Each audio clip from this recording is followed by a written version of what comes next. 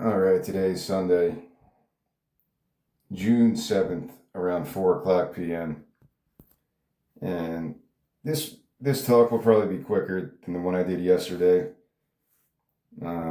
Yesterday, I went through the story of songs from the Rhine, the influences, the Decemberists, Gillian Welch, Bright Eyes, and other bands like that, and other of the older English folklore stuff, or folk music, and how that got interpreted in this album.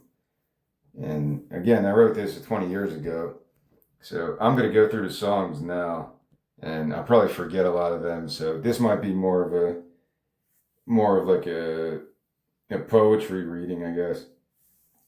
There's 24 songs. Some of them are very minimal lyrics, and I try to keep track of how many waltzes there are, because a lot of these songs came out like that, as waltzes, either 1 2 3 1 2 3s or 1 2 3 4 5 6s, those type of swaying motions that I really enjoy listening to and writing as well. Um, I feel like I don't have much to talk about because I talked about all this stuff yesterday, but let me try to think of something. Earlier today, I was thinking of Greek mythology, and I learned that the sirens involved in Greek mythology were usually half birds, I think, a little bit different. And after their music was effective, if these sirens in these Greek stories, once the sailors were able to ward off their song, their enchantment, and survive, then the sirens would just kill themselves. Almost like I compared it to my story, Everything is Free, with that young musician who moved to New York, trying to build a music career in the 60s in Greenwich Village. And then it's a horror movie. Kind of how the record industry deals with musicians sometimes. Once they're done with you, they're done with you. Once your singing isn't as hypnotic or sexual or anything else like that, um, they could discard you. Like, there'll be somebody else to take your place. We'll get a new Britney Spears. We'll get a new Christina Aguilera one day. Because there's plenty of people right on TikTok right now that are probably just as talented, or other places that demonstrate value. So it's kind of interesting how, the Greek mythology kind of related to that. When a siren was no longer deemed effective in killing people, they would just kill themselves. So that was interesting. I got into Greek mythology earlier today because I was thinking about the movie The Killing of the Sacred Deer, which that popped out of nowhere this morning. Colin Farrell, Nicole Kidman. It's a messed up movie. It's the Greek director, Yorgos something something. I saw it a couple years ago. Definitely worth watching. I don't know if I'd want to watch it again because it is a very disturbing type of movie. Yorgos Lanthimos. He did a lot of famous movies. I just wanted to make sure I said his name right, if I am. He's from Athens, Greece. Of course, I think that movie Poor Things 2023 was the best film of the year. I think so. I didn't really like it that much. Yeah, 2023 Poor Things, directed by Yorgos Lanthimos. Yeah, it didn't really get to me. I don't know. Yeah, it was hugely successful. Made over 100 million from a $35 million budget, so that's pretty good. But I watched it one time and I really didn't connect to it. I was kind of like waiting for it to end, but maybe it just didn't connect with me on that certain day, whatever mood I was in. But The Killing of a Sacred Deer, that movie is really good. I'd recommend it, but be prepared for some disturbing stuff. there's a scene where Colin Farrell, well, I don't want to say it because, well, what year did it come out? It came out in 2017. Is it a spoiler at this point? I'll just say the scene where Colin Farrell's wearing the mask over his head towards the end, it's funny, but it's like the most horrific form of comic relief, I think. It's kind of based on Greek mythology about which child to sacrifice. And yeah, I'll just leave it there. But check it out. I got to watch it again. When I was looking at it this morning, a lot of the comments were saying how the dialogue was so weird. So I don't remember that. I have to go back and just pay attention to the dialogue. But the story is very memorable. Yeah, they call it a deadpan delivery. Lanthimos directs his actors to deliver their dialogue completely devoid of standard human emotion. So I got to go back and see what they mean by that. Because I never watched any of his other movies between this one, besides this one and Poor Things. And I didn't really like that one that much. The Lobster was pretty popular, so maybe that'll be the next one I watch. But it's worth watching. I felt like I had to mention it since it popped in my head, and it's cool that it's a modern retelling of a Greek myth, and that's what I'm trying to do with Songs from the Rhine. It's it's not in modern times. It's based in medieval times, but it's just a reimagining of the Lorelei myth as I see it through music, through the songs I wrote. So it's a little bit similar. I was drawing inspiration from old German folklore, from the 1800s, I guess. That's a cool way to do it if you get stuck as a writer. I guess you just go back to Roman mythology. You go back to Greek mythology, Egyptian, Vikings, Nordic stuff, paganism. And a lot of the movies I talk about have elements of that, like Midsummer and stuff like that. It was chock full of that. The Wicker Man, all that good folklore, horror movies. And I enjoy that. It's a dark movie, but I would recommend it. Just be prepared to be disturbed by it. There's a lot of really, in terms of the imaging, it's very disturbing at times. It definitely takes you to a different place. Maybe it is the dialogue and the way people address each other in the movie. I just didn't really connect it on the first time I watched it. But I enjoy that.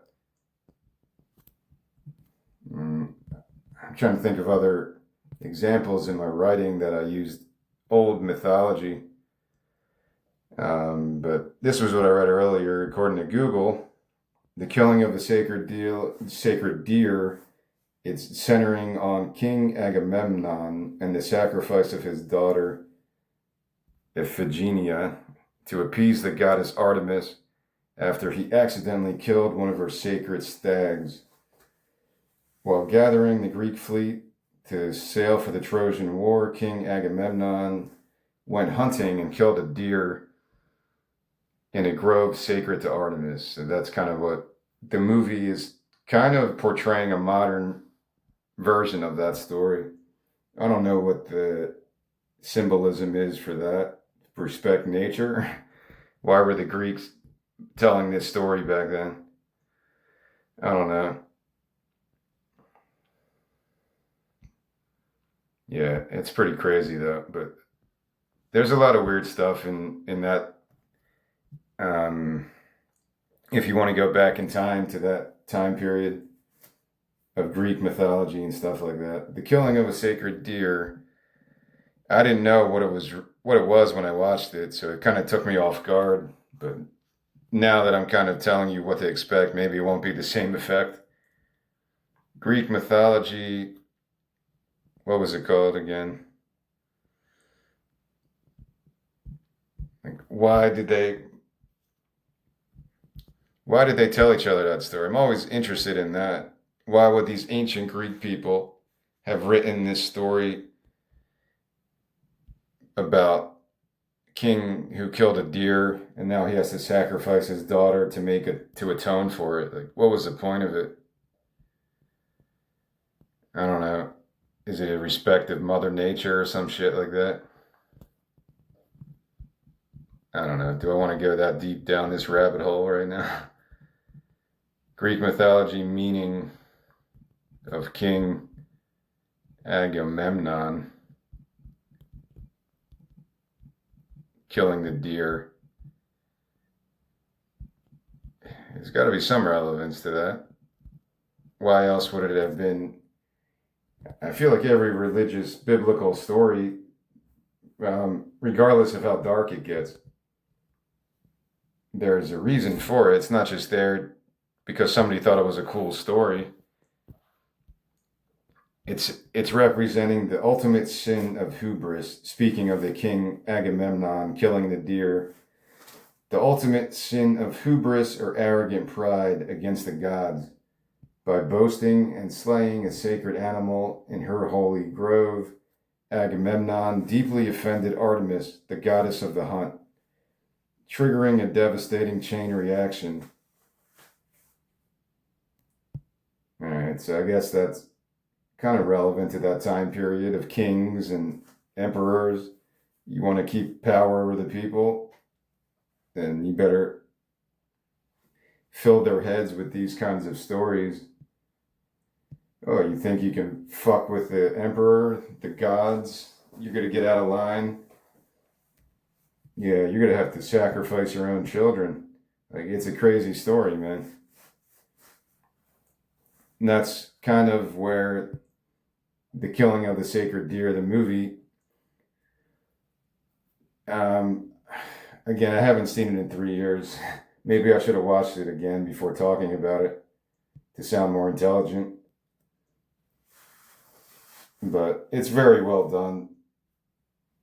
I'll make a note to watch it again, maybe later today or tomorrow. I don't really want to because I know it's a dark ass story, but maybe I'll watch it just for educational purposes to see the connection to these Greek myths and the reason why the Greeks made these stories. And you could replace Greek with any culture, and any culture would have a similar story like that about offense of the gods, the vengeance of the gods, human arrogance and pride. It's not just a Greek thing. Maybe it's highlighted because a lot of people learn about that type of mythology in Western countries. But I'm sure you could go to Japan, China, Russia, Scandinavian countries and get some Viking stories similar to that. Because it's a good thing. It shows how everyone's kind of dealing with the same issues and bringing up a society. If I type in Viking myth about hubris, what would come up? Because I don't have any idea about that type of ancient tradition. There's a story of a duel between Thor and a giant, stone giant, which I don't know how to say his name. This giant committed the ultimate act of overreach after a drunken horse race with Odin. This giant was invited to the halls of Asgard. Emboldened by too much mead, the giant becomes belligerent, boasting that he would murder all the gods, sink Asgard, and carry away the goddesses Sif and Freyla to wherever this is. So yeah, I'm not going to get in depth about this story. I'm just trying to show that point that you could go to any culture pretty much and find a similar story about overreach, about arrogance and offense to the gods. So there is a reason these myths existed back then. It wasn't just to be oh, let's write a cool story. And it's not that different today. Why did Yorgos feel the need to write a screenplay? Because he did write the story. Why did Yorgos decide to make that story about a killing of a sacred deer? I don't know. I'd have to watch some interviews with him. I'm guessing he just likes that type of dark element because he does that in most of his films. Not that I know, but just from what I heard in passing,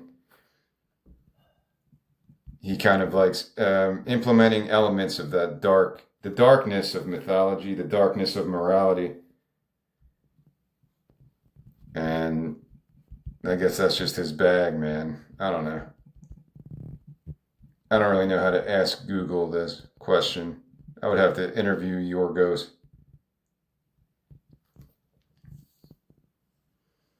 He wanted to explore the psychological dynamics of power, guilt, and the terrifying ambiguity of justice. The project was built around several central ideas, according to whatever Google got this from.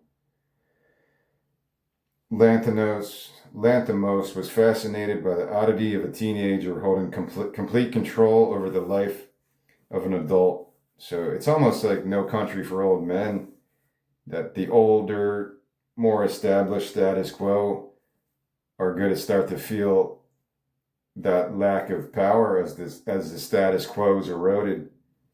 I was listening to another podcast this morning about the Coen brothers again, and they were talking about No Country for Old Men, and whoever it was, maybe it was the Bill Hader actor, Bill Hader, I think his name is, and he was talking about his favorite moments in No Country for Old Men at the end, where the villain is hit by the car and then the kids come on their bikes to help him.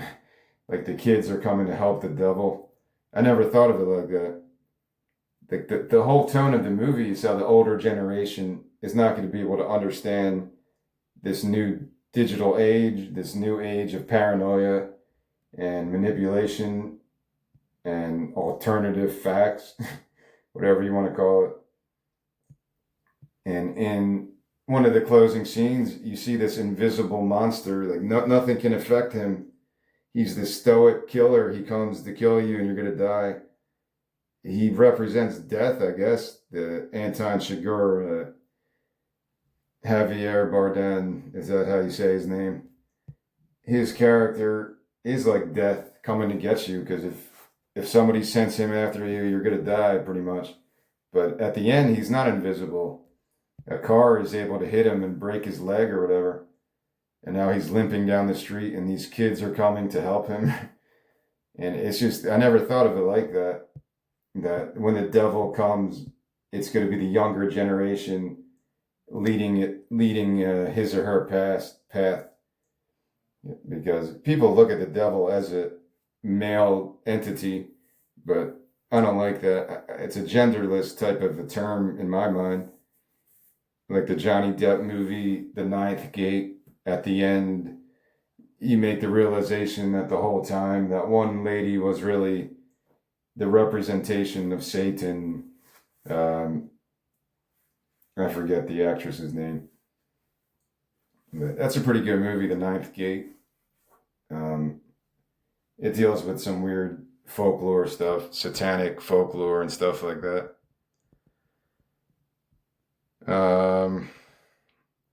But yeah, I enjoy stuff like that. I figured I should mention this.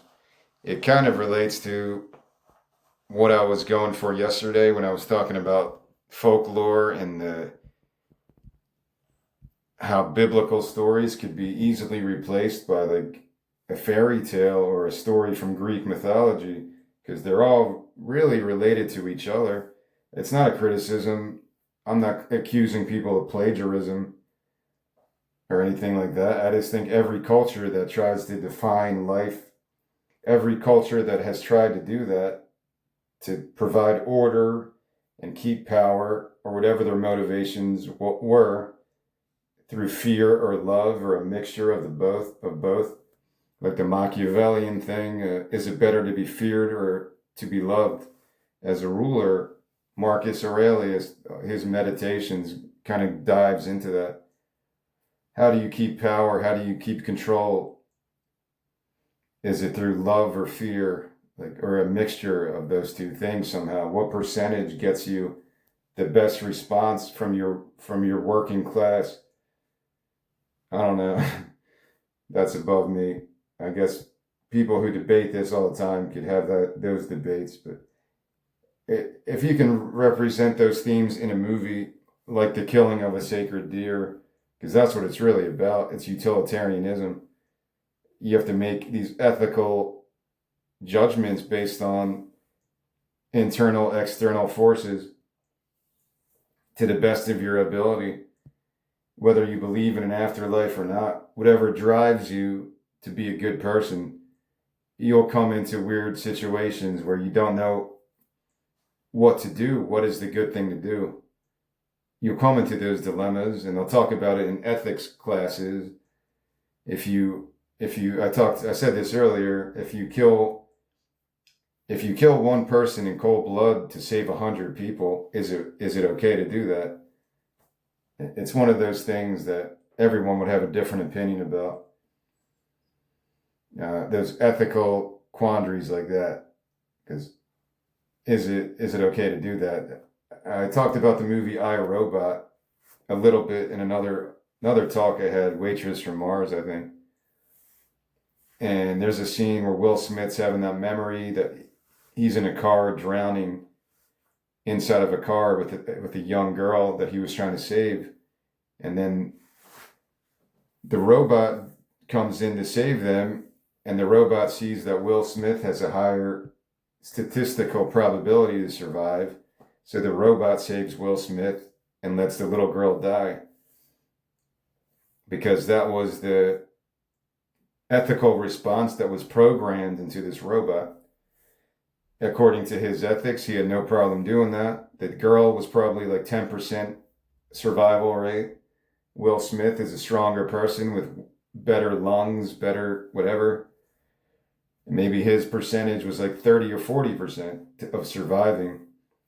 So the robot is able to determine that by their vital signs or whatever, and it's just like that. It's one of those ethical dilemmas, because you could replace the robot with a human being. What do you do in that situation? It's weird, man. Most people would probably save the kid and, maybe go back for the other person later, I guess. That's what, if I was teaching an ethics class, I feel like people would answer like that. I would save the small child because they have a longer life expectancy, right? Is that what you base it on? Or you just want to save the child because they're more innocent? And most people would probably go that direction. Why would you want to save a grown man? He's already had some life, but the kid hasn't lived anything yet. And that's why I feel like maybe we would be better off if kids ruled the world before they get all cynical and learn all this tribalism shit. If kids ruled the world, then they would be less prone to kill each other. But you have these old fuckers that were brought up on that. You have to keep the next generation steady and willing to die for God and country. So that is what's bred in their heads from a young age on. And a lot of times, maybe it's getting better. Like the Beatles song, you got to believe it's getting better. But I don't know. I don't have enough discussions with other human beings. When I have these talks, my only resource is Google on my phone. As I'm talking into my phone, I'm just searching stuff on my Google, and that's all I really get my source material from. Besides not having any source material and not having any outline planned for when I talk like this, I'm just looking up stuff on Google to see what could lead me to a different direction, I guess. It's hit and miss, because I'm sure some people will be like arguing with different versions of what I'm missing when I speak of these things. you should talk about this instead. Talk about this. You're talking about Greek mythology and how it's relatable to modern culture. How do you not talk about this story? And so on and so on. But I don't have that level of brain power, of memory of these things. My only The only thing I really kept going back to was the Joseph Campbell, uh, his 6 hour talk or whatever it was about mythology and heroic quest. I've talked about it a couple different times, but since I'm talking about mythology, I guess that relates to this. That's really the only thing I turn to. Joseph Campbell, his talk and his book about that stuff from whatever year it was, and the power of myth. Yeah, I had to look it up. 1988 documentary, which was also a book. I do. You can get it on Amazon for pretty cheap if you're interested in it. And he goes through all this stuff, but he's got lifetime of knowledge about how different cultures interpret mythology, where they're drawing these stories from. These tribal people who have feats of strength to prove your manhood, and other cultures do it differently. But yeah, it's interesting. I'll have to watch it again or listen to it while I'm sleeping, because it kind of goes in and out my head, and I'll forget some of the main points he makes. But from the screenwriting perspective, I think that's a good thing to listen to or read, because he talks about there's a limit to storytelling. And somebody else said this, maybe it was Kurt Vonnegut, his philosophy on how to write a good story, or somebody else. Elmore Leonard had a 10-piece guide of how to write a better story, and I liked it. It was pretty good. I read it maybe last week when I was reading one of his books. I don't want to get into it that much, but it was basically just how to respect your reader level of intelligence, and not talk down to your audience, or make them feel stupid, like you have to tell them every little thing.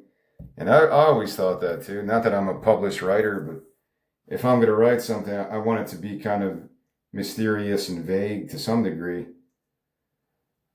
to give some credence to the imagination of the audience, to respect their version of the story, because they're going to interpret it differently anyway.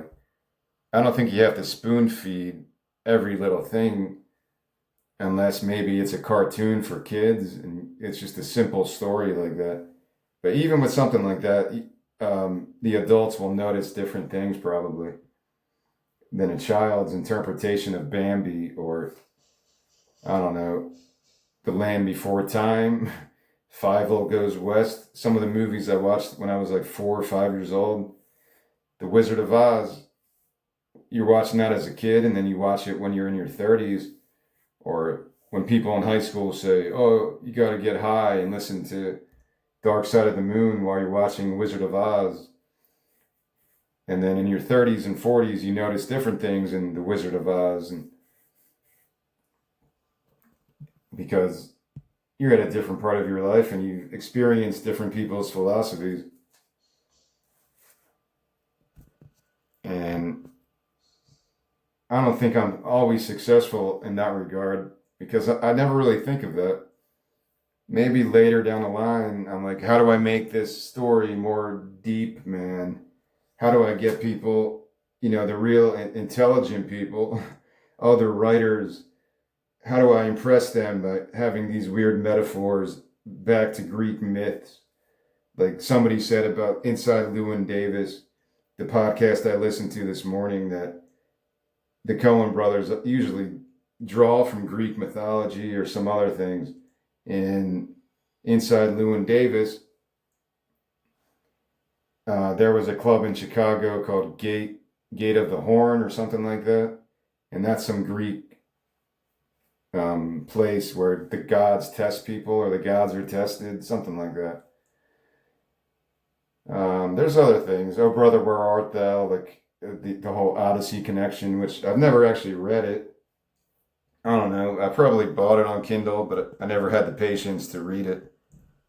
Uh, the Odyssey and stuff like that, or Ulysses, the Irish book. Some books like that are just, I don't know. I can't get into it. Even Moby Dick, or when I was learning Spanish, I was going to read The Count of Monte Cristo, but I bought the Spanish version and the English version, I think, and that's something else I just never got to.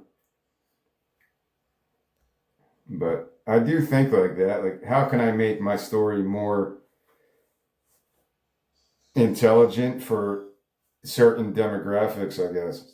I want to be that level because, you can try to be like the Coen brothers, set up a story like Fargo, and you're never going to get there if you think like that. You just have to let it exist organically, and then try to get it out onto paper as organically as possible.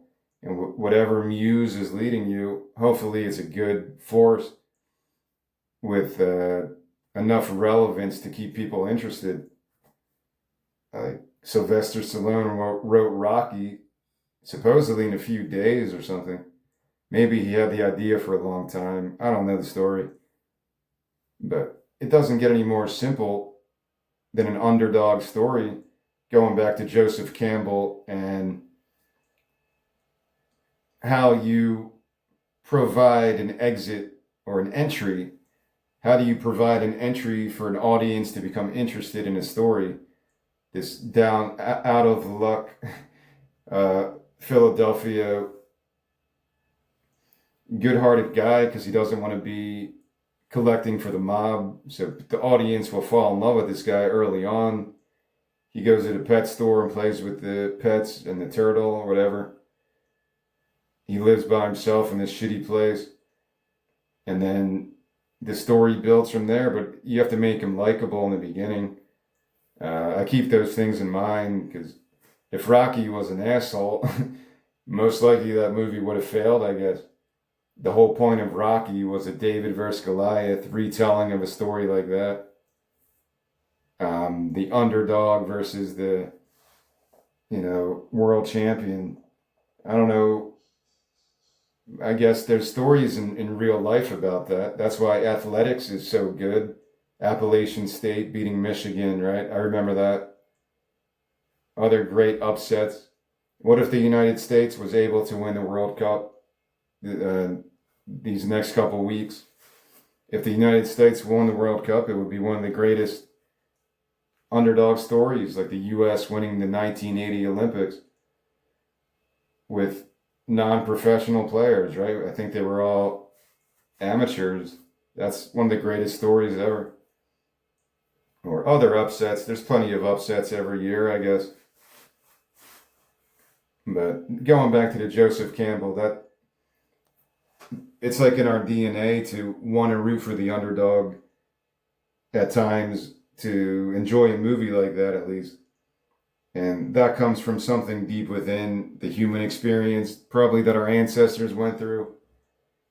There's probably some other stories like that. The Job story is kind of like that. I think that's why when I wrote the story Marathon,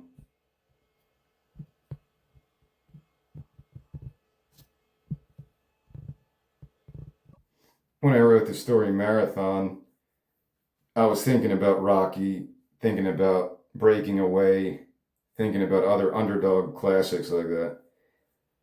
But I wanted to make it more of a surrealistic experience um, through a chain smoking marathon runner, which actually did happen in real life, and some Chinese guy. But there's a reason people enjoy movies like that, but also how many times can you make that movie without making it different? You have to put a different spin on the David versus Goliath. You can't always just say, oh, another Rocky. How many Rockies can you make? It becomes Creed, and that was a different story, I guess. But So I am looking at these things when I write my stories, when I make my concept albums like this one, Songs from the Rhine.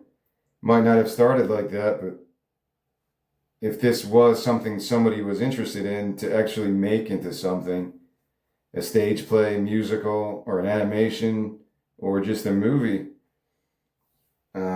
regardless of the songs, just to make a standalone movie with the same storyline, I would need to open up to different interpretations, I guess. The main story would hopefully stay the way I see it in my head playing out, but to satisfy a global audience, maybe there'll be some things I'm not thinking about. So I'm not closed minded when it comes to that. Of course, I want to make money. I want to have commercial valuability, more so with my screenplays than anything else. My music can be as personal as I want it to get it how I want it to sound in my head because I've done that by myself. And even though I've written by myself, all my screenplays, I've never worked with other people. If other people wanted to actually make it into a live act or an animation, I would have to keep my mind open to see where their opinions were on certain things. Hopefully, it's not that crazy. I don't know what the politics is like in Hollywood or in whatever production company might be interested in this or in a musical setting. I don't know how any of that shit works, man. Like anything else in life, I'm sure there's a good amount of nepotism in politics and pay to play. If you have the money, then we have the time. But hopefully, people can get a start somewhere. That's all I'm trying to do as a 44-year-old. One of these things will hit, and then I could do what I really want to do, I guess. That's how I look at these stories. My screenplays were developed in a certain way that they could be standalone feature films or they could be a part of a series like Black Mirror. And I keep it open because I don't know how to make money at this point. If a production company wanted to produce it as a series like Black Mirror and they agreed with my version of how it should go, because that's how I think it should go like that. It gives you more possibilities. If everything's streaming anyway, then these are 12 mini movies that fit a theme for like a 12-hour epic. The Madman's Daily Unequivocal Comedy, going back to that. Every episode is different, pretty much, standalone with different characters, but there is an overriding theme throughout the entire season. But if somebody like Jailbreak, because I think that's my best story, really. Jailbreak is a really good idea for a graphic novel or a horror movie. And I feel like I leave it open. It could be a part of the series or it could be just a standalone movie like Halloween and stuff like that.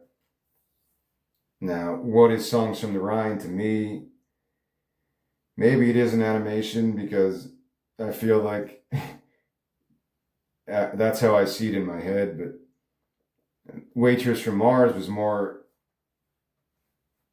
in the path of real actors and stuff, a real Marvel movie, because I see Aubrey Plaza playing the lead actress. But for this one, I don't see anybody.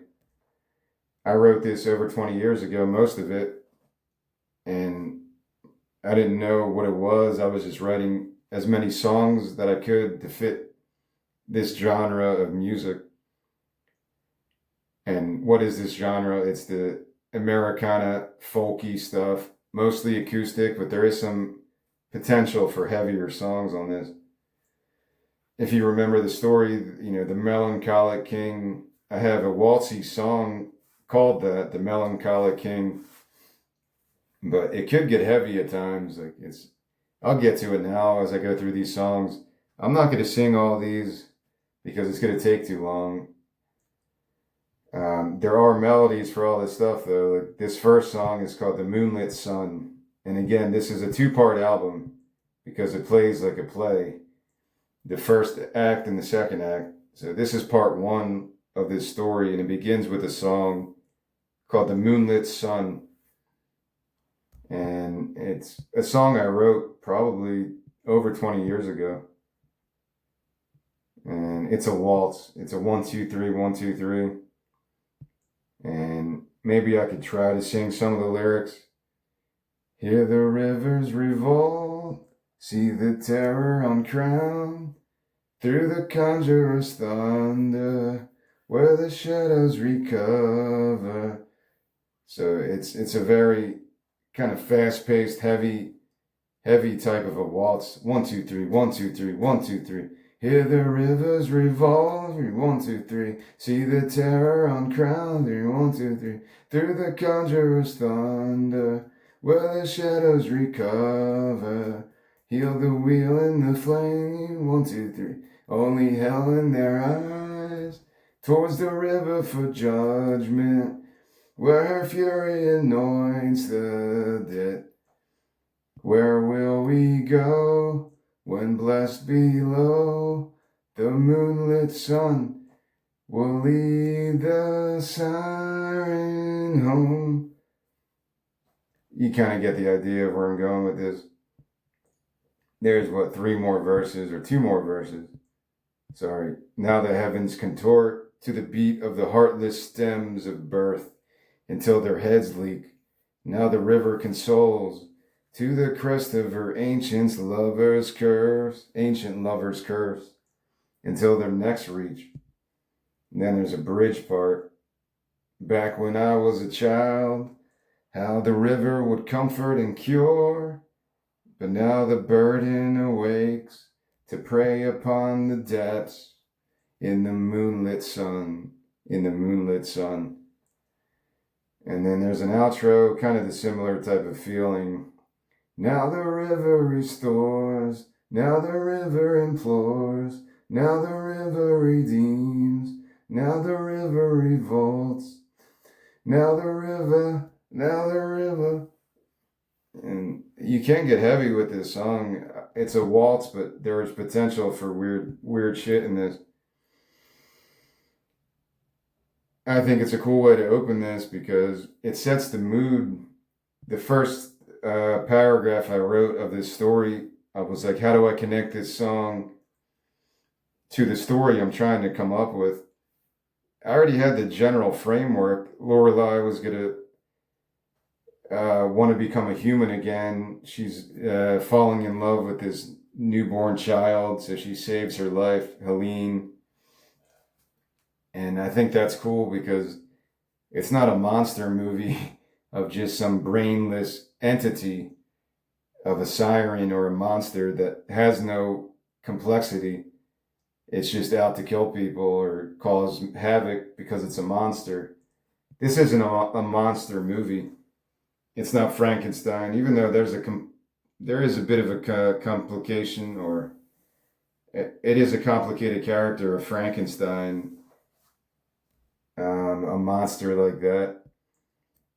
There is some of a theme like that. What makes something human? What makes something a monster? Is it just the look and the feel? You just know it when you see it? There's a version of history where Charles Manson's probably just some folk singer opening up for the Beach Boys without killing like all these horrific murders and having a swastika on his head. There's a version of Charles Manson that's like that, where he's just a peaceful hippie folk singer. But yeah,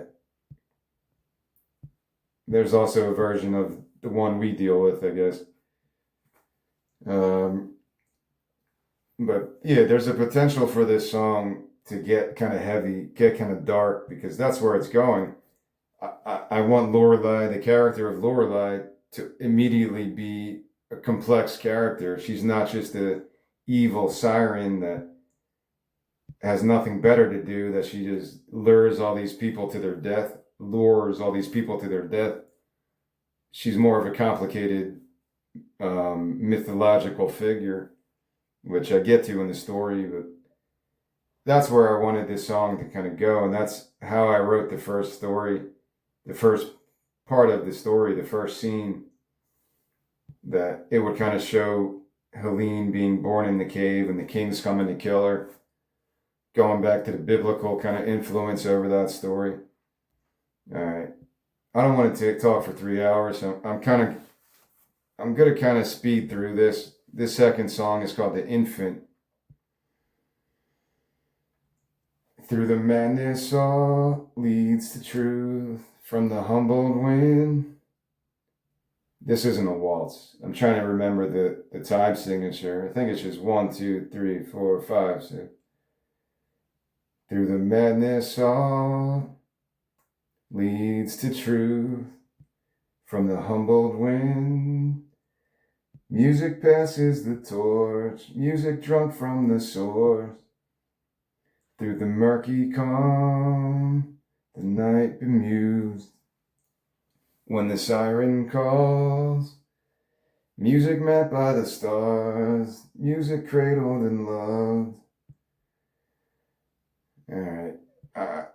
I think I'm going to approach this more of reciting the rest of this because it's not going to work. I listened to The Waitress from Mars when I went through all the songs and tried to sing them like a Sebastian Bach voice. And, you know, it has the melody because I know what it is, but I don't know how good it is for regular people listening to this.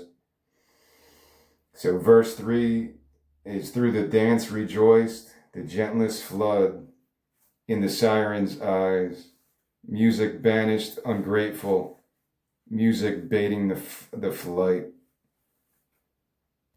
I skipped the chorus, but it's not a big deal. When hope restores, the silence grips. When seasons free the flesh and skin. When souls suspend the disbelief. When beacons preach of a nobler king. So, yeah, I'm trying to get into that mode of who would be singing this? Is it a choir? Is it a female voice? Who's singing these songs during these scenes? If I look at it like an Operation Mindcrime, then whatever, it's the same band doing every song, like the Decemberists, the Hazards of Love, but they'll have My Bread is Diamond and maybe there was other guests too on that. I don't remember. But if you listen to the Hazards of Love, it goes all over the place. It flows as a musical from one song to the next, telling the story of this forest creature, whatever. And then there's moments of victory, moments of horror, there's moments of bliss at the end, kind of a forgiveness, I guess. So that's why I was so influenced by the Decemberists, the Hazards of Love, that I wanted to get that feeling in these songs too. The third song is called The Hollow, and I'm just going to recite the lyrics for this one.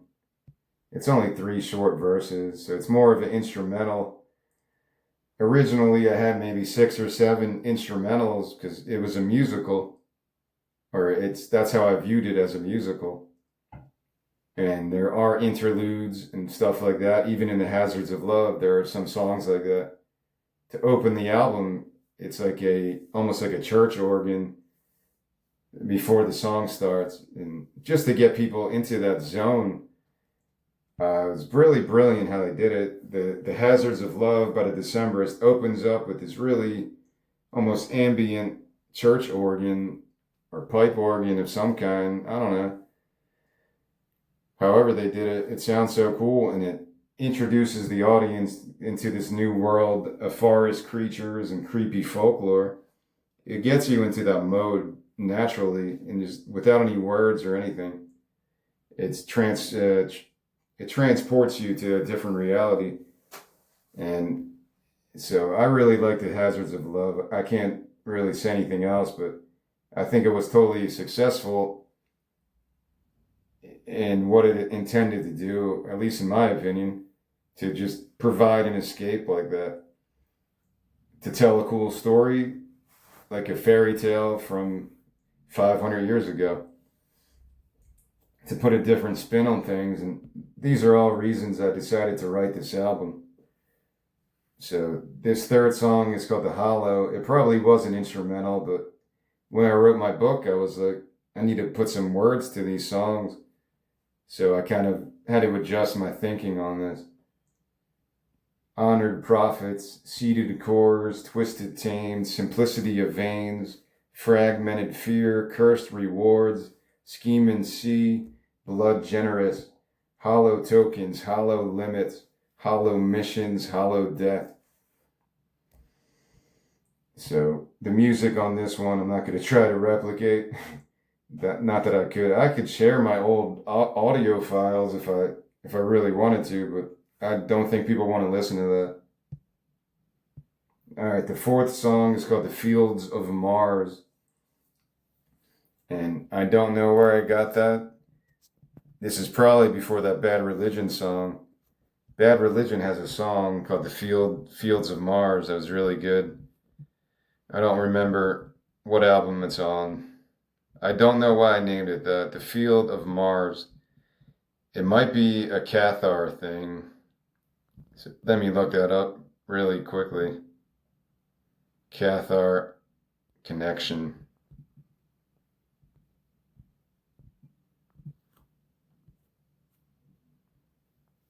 In the context of the Cathars, the Fields of Mars refers to the, I don't know how to say this, for the field of the burned at Montségur in southern France, where 200 Cathars were killed, the tragic massacre in 1244 on March 16th. So I probably got it from there. It's a cool title, but I probably got it because I love the Cathar mythology, or it's a real event. Like it actually was a massacre. I don't want to say it like that. Not mythology. Just the horrific nature of what that represents in tribalism mentality.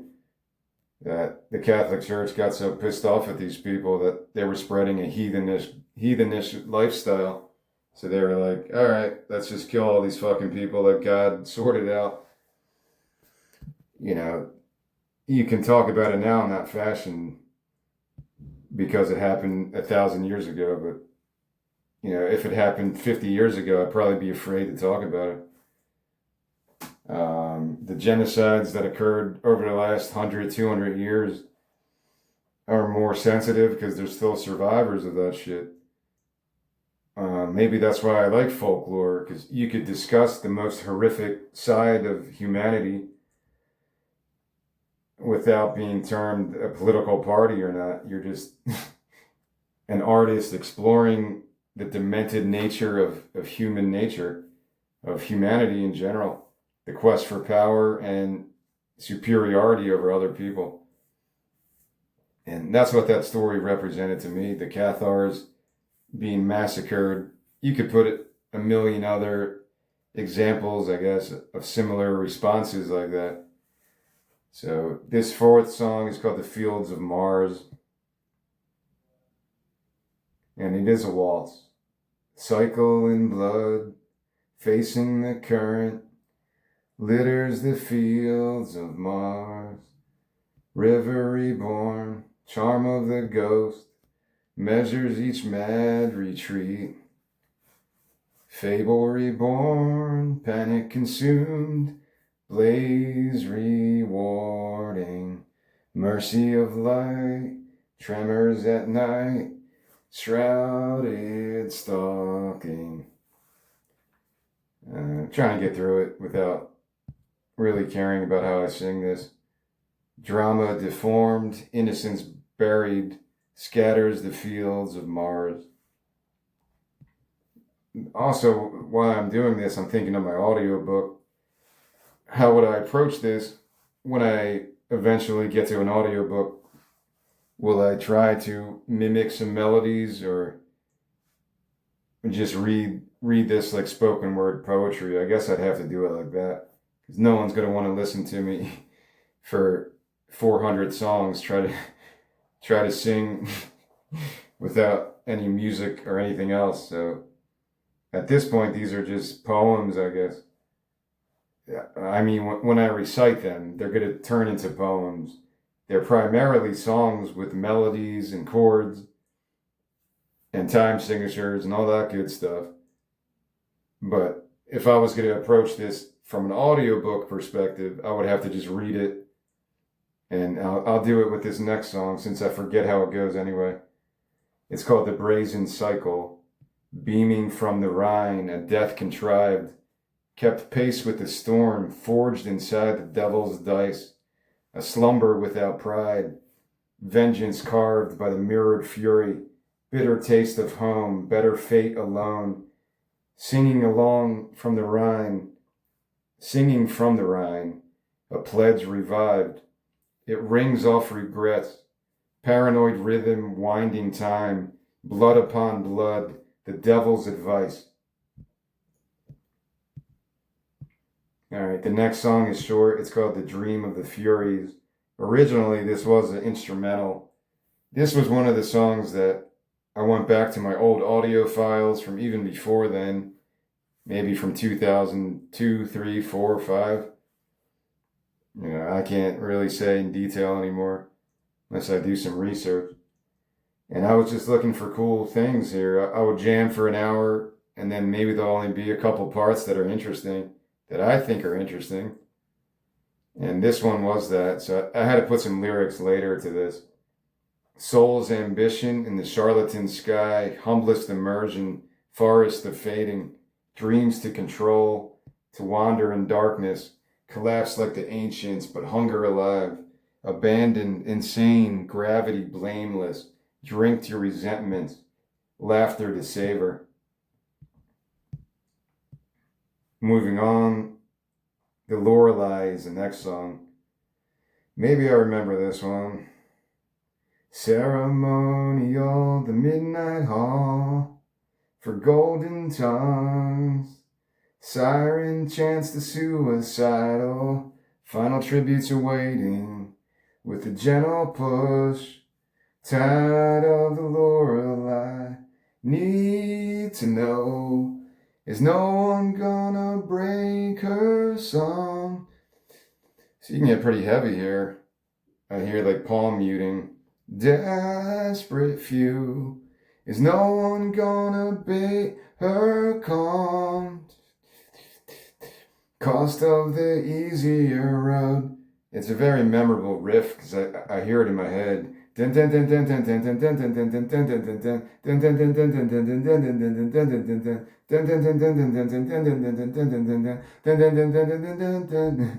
It's almost like a weird bit of classical music. You could hear like violins on this or something. But mostly I hear electric guitar, so this could be kind of a heavier song. Really, this song is introducing whatever scene connected to this. Is probably when she's luring, I can't say that word, luring. She's taking these fucking sailors and killing them. So you're introducing her character on screen as this wicked siren. So it should be a heavy song like that. That's what I was thinking when I wrote it. The next song is called The Flight of the Minstrel. And I don't remember how it goes, so I'm just going to recite it as a poem. Every sunrise, vigilant horror, violence splintered, unnatural withdrawal, pardon in death, test to refuse, arrogance fed, stars at the end. Every vision, malevolence forced, darker semblance, garden reversed, quest of revenge, draped by redemption, fallen rewards, sirens refrain. The outro, gift the darkness, always more to see, time the sorrow, wither seeds. Yeah, I'm not sure how the melody goes for this one.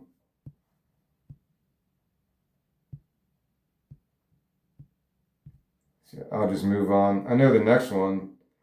The next one is the song The Melancholic King, kind of showing on screen how crazy, perverted this king is. And it is a waltz. It's like dun dun dun dun dun dun Dun dun dun dun dun dun. Dun dun dun dun dun dun. Dun dun dun dun dun dun. And when the king wakes up to satisfy his pride, prepares the widow's sacrifice, starves the countryside, suicidal drive, comfort of the gore, gutted obsolete, guilt without the warmth. Move to the chorus. Pillaged in the night, conjured dreams of Lorelei. Dun, dun, dun, dun, dun, dun, dun, dun. Cryptic paradise. From the memories they scream hallelujah. Dun, dun, dun, dun, dun. This is almost like a heavy metal song. It could be like that cryptic type of experience. And when the king wakes up to sanctify the swine, scent of agony and a fatal compromise, nightly offerings, lustful casualties, fantasies revealed, truth without the light, lineage pacified, refugees enclosed empires, mystics alibi, towards the enemy, faithful to the dan dan dan dan dan. Yeah, you could go crazy with this one. Maybe it's the most influenced by the Decemberist type of thing. Maybe that song, The Rake. I kind of remember that one being a little bit heavier with the electric distortion guitar like that. More of a proggy type of rhythm. But, this is a waltz. You could make it more romantic sounding, but I want it to be pretty heavy. I don't want this to be like a Disney movie. I want it to get dark like Game of Thrones. So I have to have some kind of a heavy metal feel to some of this stuff. You could kind of headbang to this. Dun, dun, dun, dun, dun, dun, 3, 1, 2, 3, dun, dun, dun, dun, 1, 2, 3, 1, 2, 3, dun, dun, dun, dun, dun, dun, dun, dun, dun, dun. You can headbang to a rhythm like that and get pretty loud with it. So this is one of my favorite compositions, I think, on this album. The next song is called The Killing Fields. I'll just get into it. It's not a waltz. Yeah, I remember this one too. Another killing field, another witness to cross the wind surreal. Heaven is gone.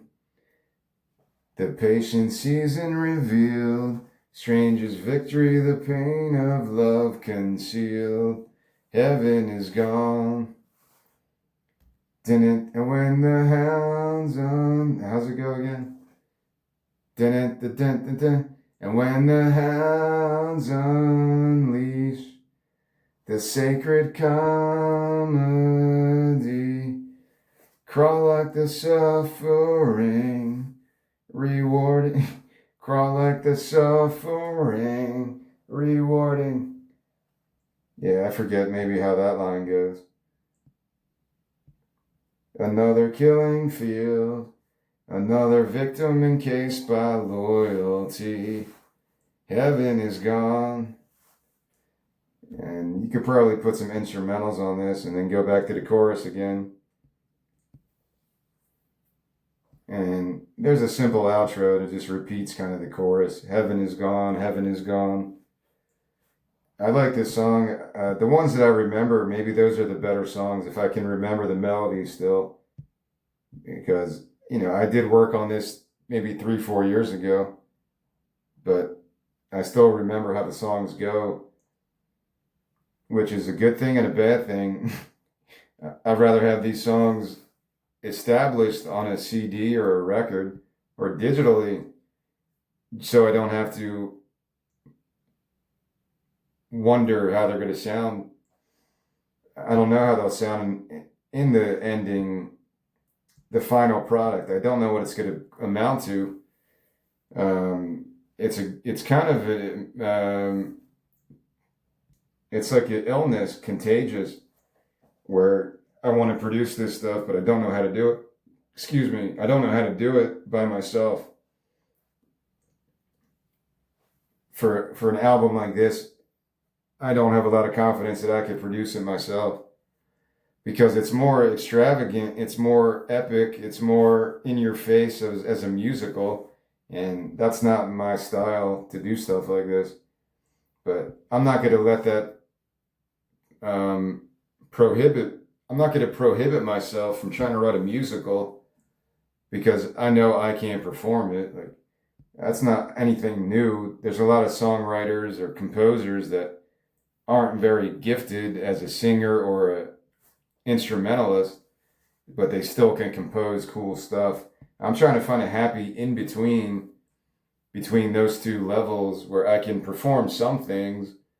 Other things like this I probably wouldn't be able to do to satisfy my own criticisms. How I heard in my head, I don't think I could replicate. The next song is called The Missionary. I spoke about that because I had it include a little story about a missionary who betrays the people and goes to the king to inform the king that all these people are coming to rebel against him. I don't remember this one, so I'll just read the lyrics recite them as a poem, I guess. Under royalty, the hired sun, over every sea, the fable stunned, muscles forced, collapsing lungs, after the silence, anxious dreams, within every shadow, tradition's grave, seconds twined, dissecting tongues. Shame or guilt, blame the buried, love or hate from the missionary. I think this might have been an instrumental that I kind of had to put some lyrics, attach some lyrics to. I don't think they're terrible, but they're not really creating an image of dread that I'm trying to provide throughout this first act. This is probably around the time where the king totally destroyed everybody. Yeah, the killing fields, that's what that represents. When the king was about to go ape shit and burn the village to the ground. Maybe I need to rearrange those songs, but I guess there was a reason I put them in that order. The final song on the part one is called the Asphodel. I think that's some kind of a heaven, an afterlife in some mythology, and I'm not gonna lie, I forget what it is. I want to say it's connected to like fairies and elves, but I don't know. What is the asphodel? Is it Viking? I just thought it was a cool word, but it has some attachment like that. Maybe it's a Greek thing. It's also an herb in the lily family. The asphodel, it's also the mythical flower of the ancient Greek underworld. All right, so there is something, yeah. The asphodel fields are a section of the underworld where ordinary and indifferent souls went after death. It's described as a gray, neutral realm of sleep where souls reside without pain, but also without mortal joys. So it's almost like a purgatory, I think.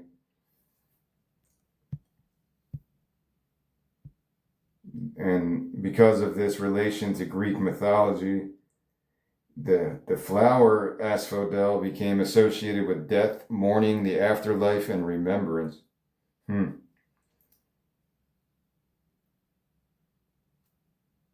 Utilized as a symbol by poets like Homer and Milton.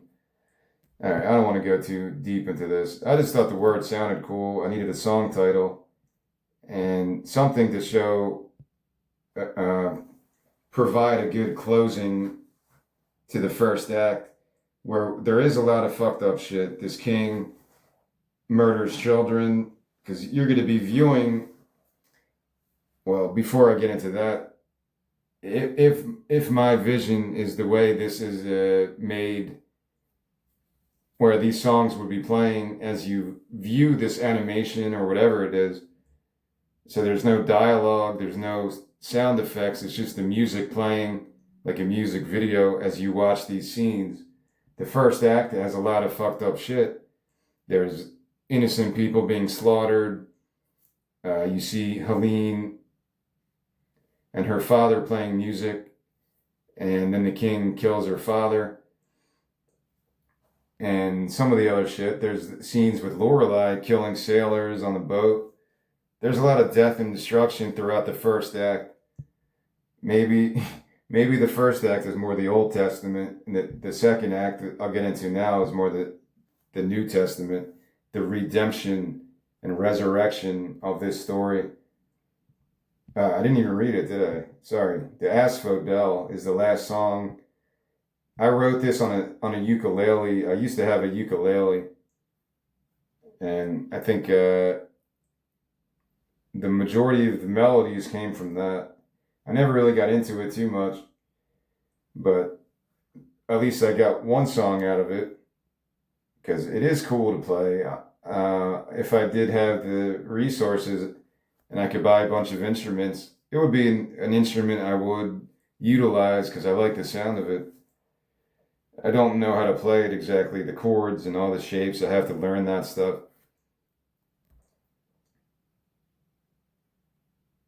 How does this go?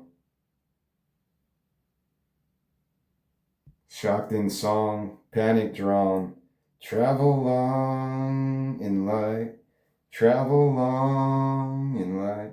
It's something to that effect. Time seduced, secluded, calm, travel long in light, travel long in light. In death deceived, flames released, travel long in light, travel long in light. It's a simple song with simple lyrics, but it's for a reason. After all the painful images you see on the screen, although, people enjoy that, the darkness of the human condition in a movie or play, as long as you could have a connection to these characters.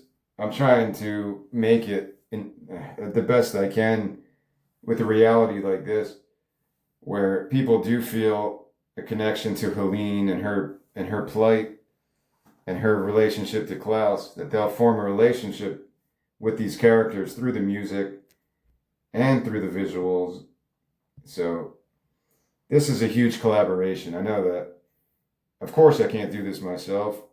To animate an hour to 2 hours and to do the music, it's a big, maybe this is the biggest production of any of my concept albums.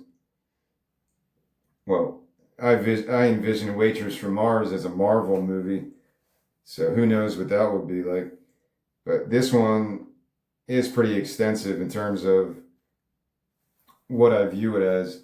To do it myself, I would have to really improvise things, and maybe other people would enjoy it and want to make it in a more professional way, I guess.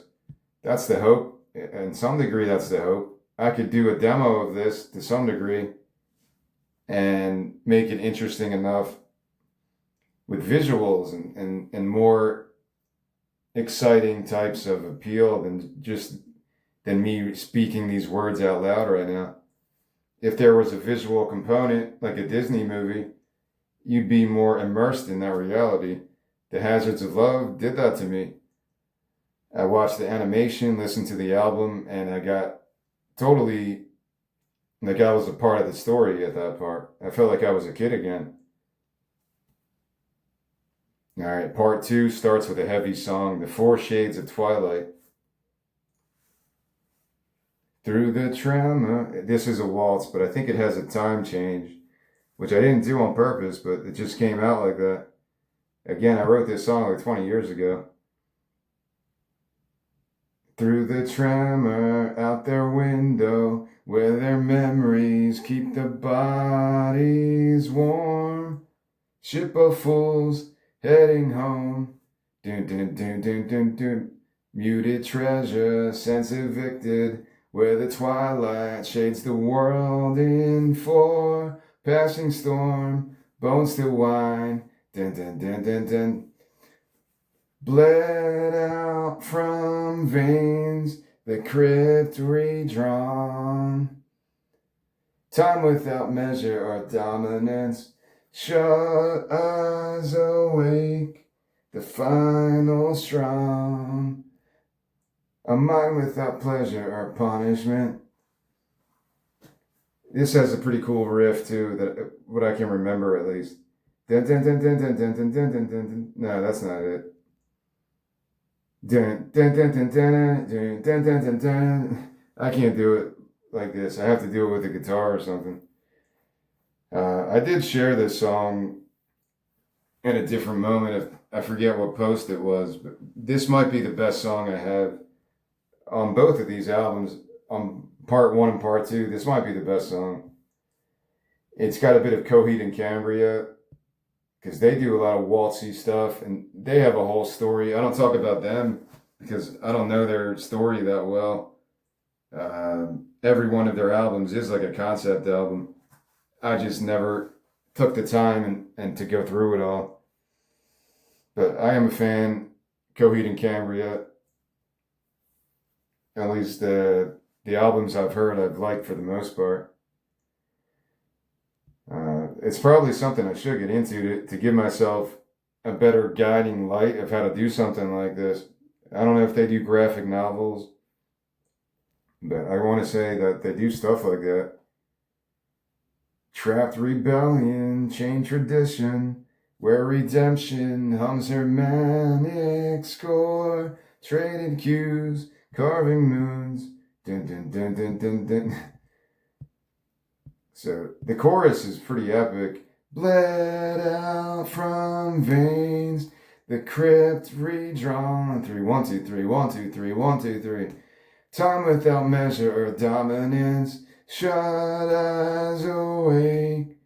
The final strong. 1, 2, 3, 1, 2, 3, 1, 2, 3.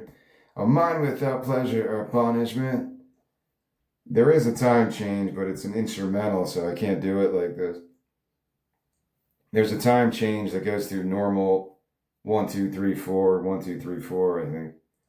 But I don't want to try to mimic that right now and sound like Carl from Aqua Teen Hunger Force. All right, song 2 on part 2 is called The Revival.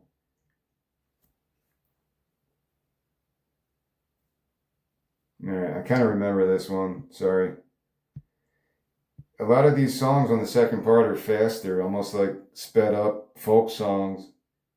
Fear of thought, shamed, abandoned, strictly by design, traditions, blade, confined to ignorance. It's something along those lines. And salvaged rights, deals with death, compulsive, disheartened, a tomorrow never owned, refashioned birth, revivals of the bold, and paralysis for free, summons her prey, the loving decay, the denial unheard, as safe as a lure.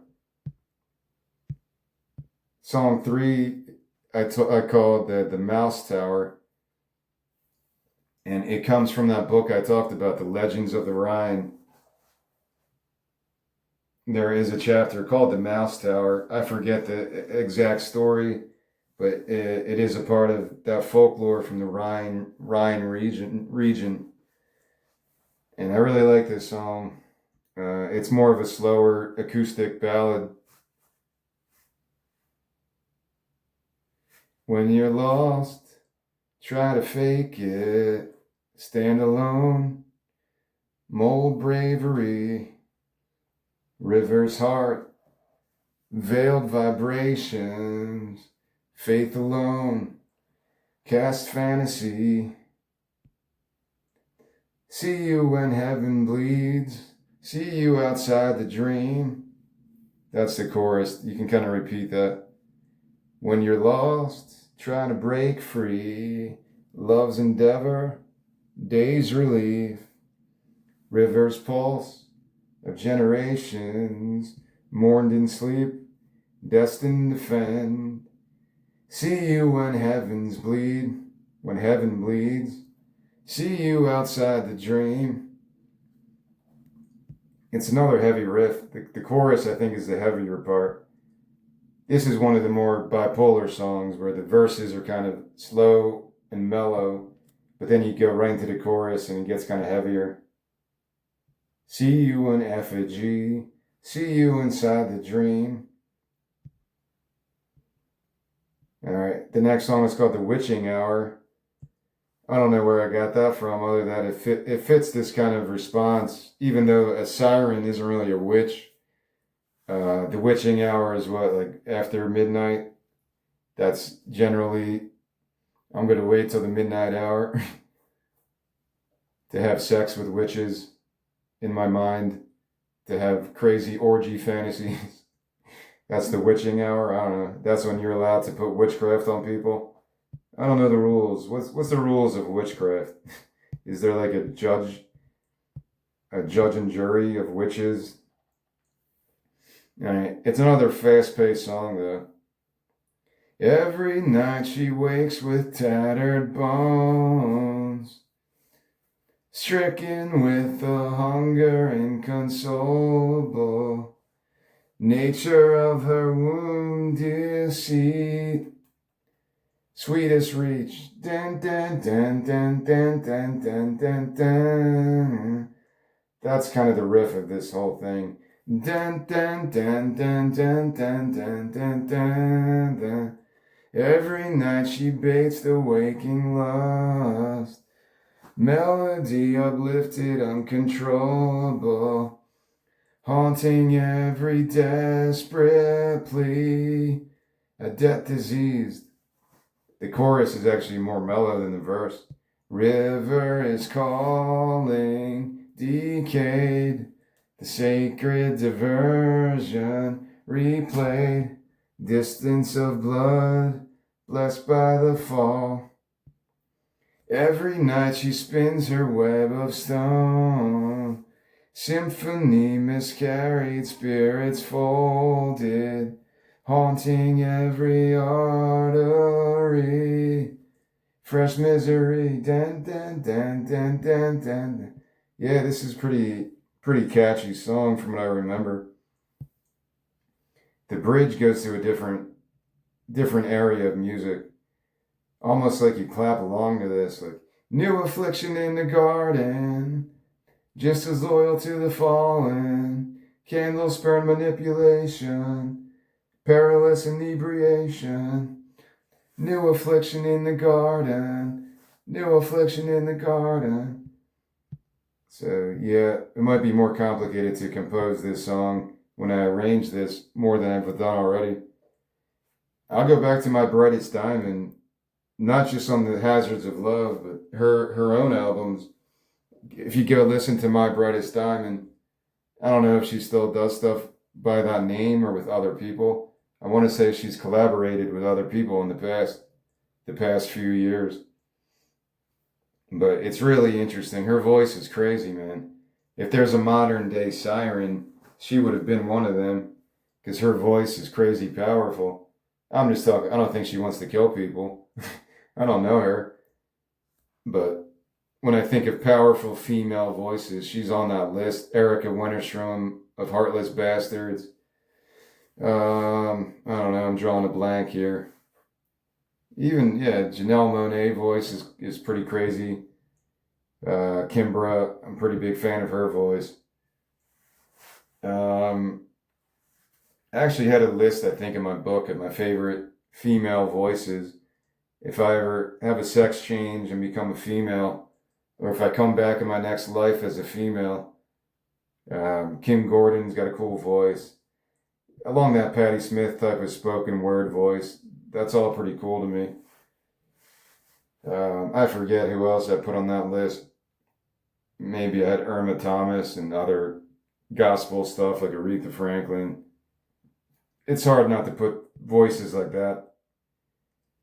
The only reason you would leave off Aretha Franklin, if you make a list of the most powerful female voices, like you just want to be different than everybody else. Because when I make lists, I think about that. Like, I'm so basic. I'm only listing the same people that Rolling Stone list or whatever, all these internet lists, fanzines of stuff, fanzines, however you say it. So I think about that, but then I come back and I convince myself, like, dude, How can you leave Aretha Franklin off? Like, even if she was crazy popular and considered the queen of soul, everyone probably knows Aretha Franklin around the world.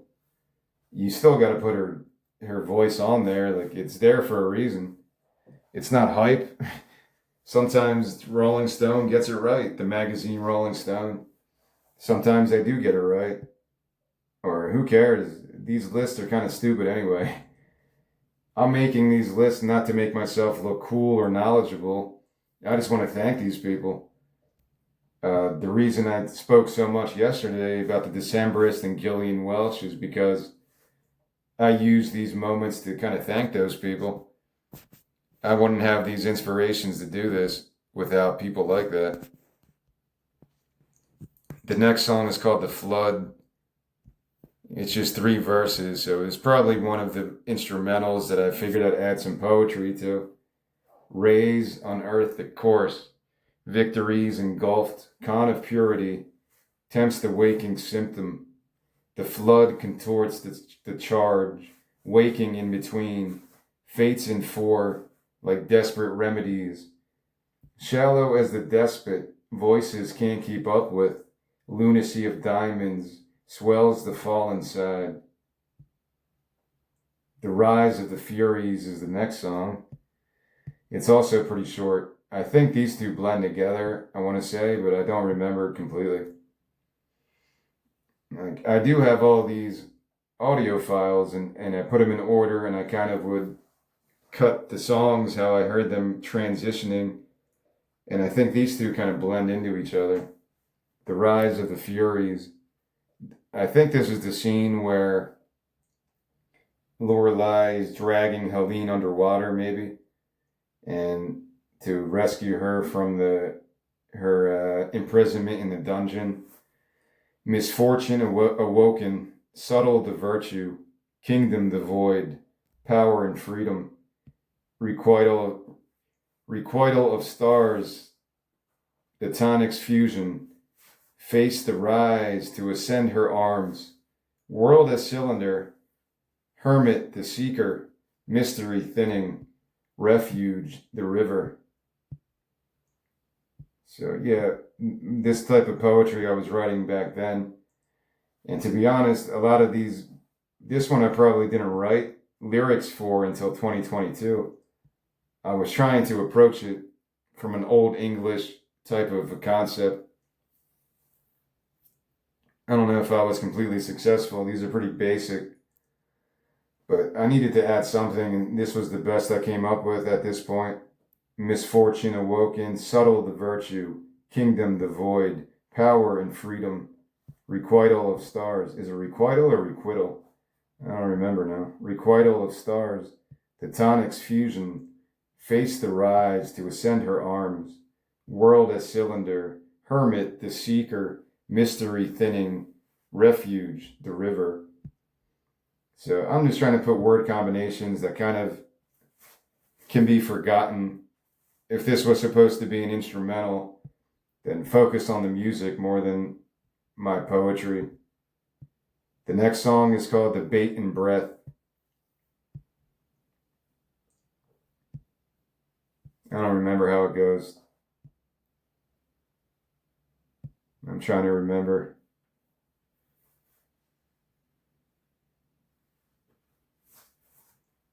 I know how some of this goes, but yeah, I'm just going to read it as a poem.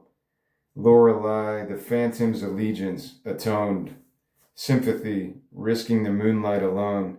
Rush the flight, hazard of harmony. Revenant touring the river redeemed. Know it's kept ancient, mindless as time. Higher limits burn as long. Bait, breath, overburdened, least depths after midnight. Lorelei, slander or truth unknown, arrogance, pleasure, and pain conjoined. Is anyone waking up, down to the dregs? Has anyone lost enough to leap off the edge?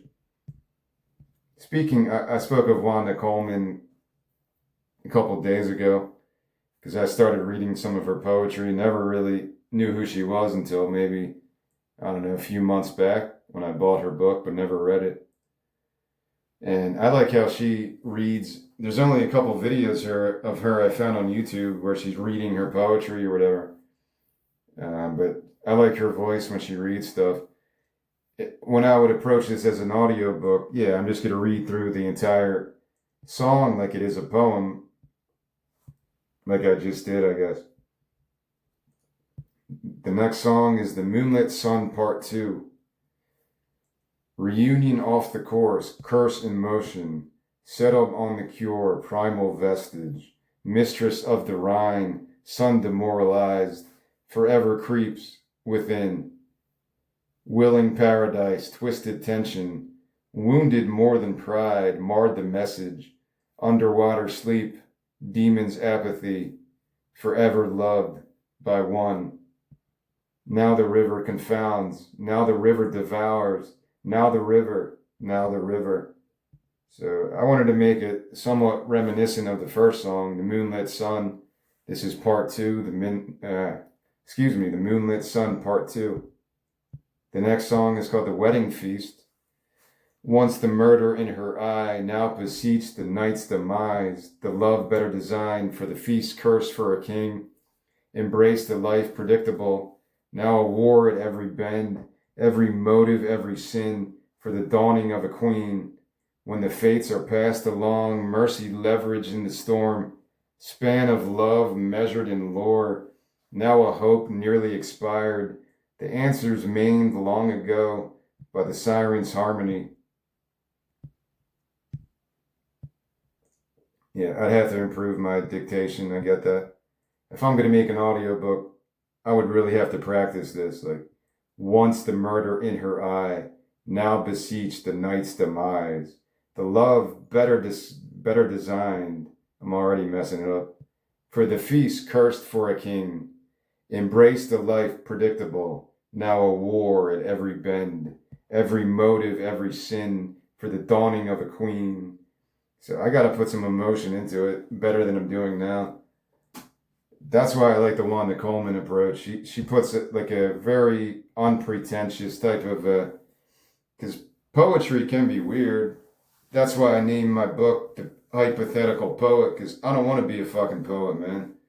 I think poets, it's cool, but most of them are considered these torture artists for whatever fucking reason. And it's kind of boring to me to be a poet.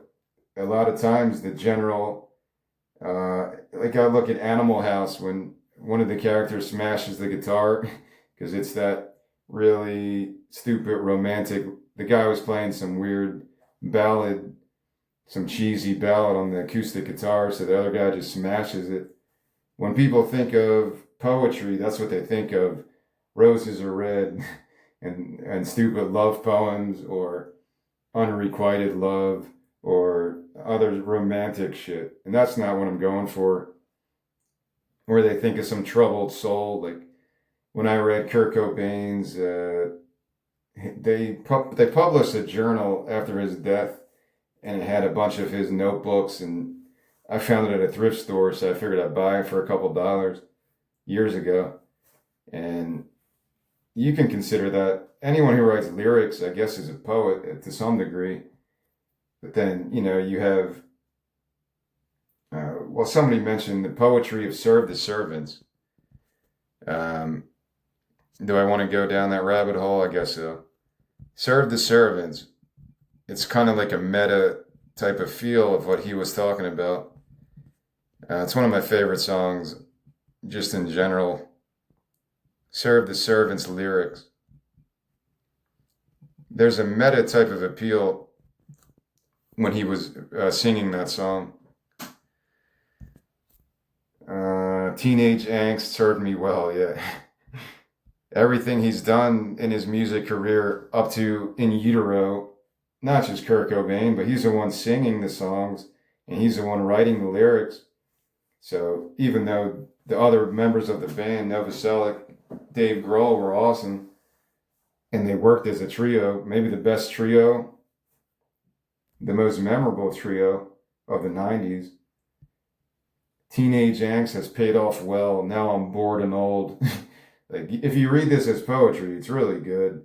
So Kurt Cobain could have been just a poet, but he also put himself out there as a singer and a musician. Teenage angst has paid off well. Now I'm bored and old. Self-appointed judges judge more than they have sold. If she floats, then she is not a witch like we thought. A down payment on another, one at Salem's lot. Serve the servants, serve the servants. The legendary divorce is such a bore. As my bones grew, they did hurt. They hurt really bad. I tried hard to have a father, but instead I had a dad. I just want you to know that I don't hate you anymore. There is nothing I could say that I haven't thought before. Serve the servants, serve the servants. Yeah, it's good poetry. Like, you could look at Nevermind as well. Territorial Pissings. I like that song. Why am I talking about this? Because people don't look at Kurt Cobain as a poet because he was a grunge icon and he was an attractive man. He had more things than just being a tortured soul poet, even though that's a part of him. He had his whatever stomach problems and led to his heroin addiction. If you want to go by that story, if that's all true. Territorial Pissings. I don't know. As a kid, when I had Nevermind on a cassette, that was like my favorite song, I think. When I was an alien, cultures weren't opinions. Gotta find a way when I'm there. Gotta find a way, a better way, a better way. Never met a wise man. If so, it's a woman. Gotta find a way when I'm there. Gotta find a way, a better way, I better wait. All right, maybe these aren't exactly crazy poetic lyrics, but just because you're paranoid don't mean they're not after you. That's a good line. I remember that. This song really hit me as a kid. Just because you're paranoid don't mean they're not after you. It's different when you're 11, 12, 13-year-old kid listening to that line, and then all the shit I went through in my 40s, this line means a totally different perspective. Gotta find a way when I'm there. This would be a song I would try to cover because it does have that nostalgia and influential meaning to me, more than Serve the Servants. I remember myself right now as a kid with my Nevermind cassette thinking I'm all cool. And this was the song that would really get me all angsty and feeling like it's something new that I haven't experienced yet. Yeah, the whole album's cool. Smells Like Teen Spirit still holds up. In Bloom and even Polly Wants a Cracker is pretty cool. What's that song called? They use it in a Batman movie, like on the ending credits. Something in the Way. Yeah, something in the way. That's probably more poetic than anything. All right, I'm going down a full Nirvana, Kurt Cobain rabbit hole. Underneath the bridge, tarp has sprung a leak. This is from the song Something in the Way.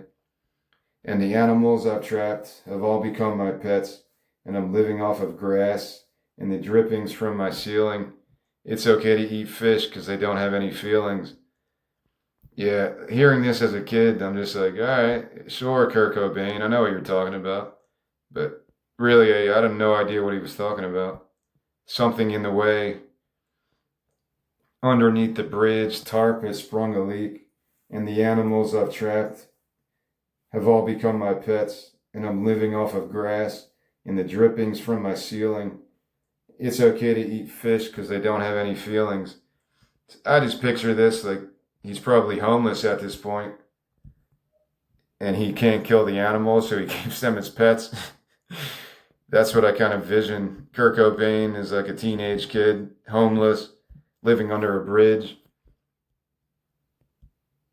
According to Google and this artificial intelligence that I rely on, Nirvana's Something in the Way is a melancholic track exploring themes of isolation, depression, and the struggle to connect with the world. Rather than a literal recount of being homeless, It serves as a raw emotional metaphor for feeling alienated. All right, I guess that's good enough of an explanation. That's kind of what I was talking about, though. I always feel like that something is blocking me, something is in my way, and I just keep waiting for it to not be in my way. Uh, I've said that for years now.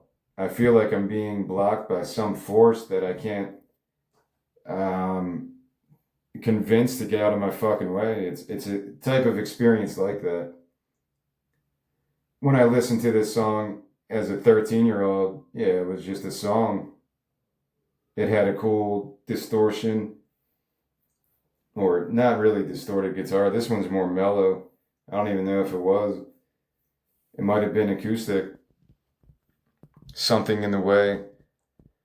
So, where was I going with this when I first started this? Yeah, just to define someone as a poet has a bad connotation sometimes. Um, you get this image of a tortured soul. Didn't Taylor Swift have an album called that, like the Tortured Poet Department or something?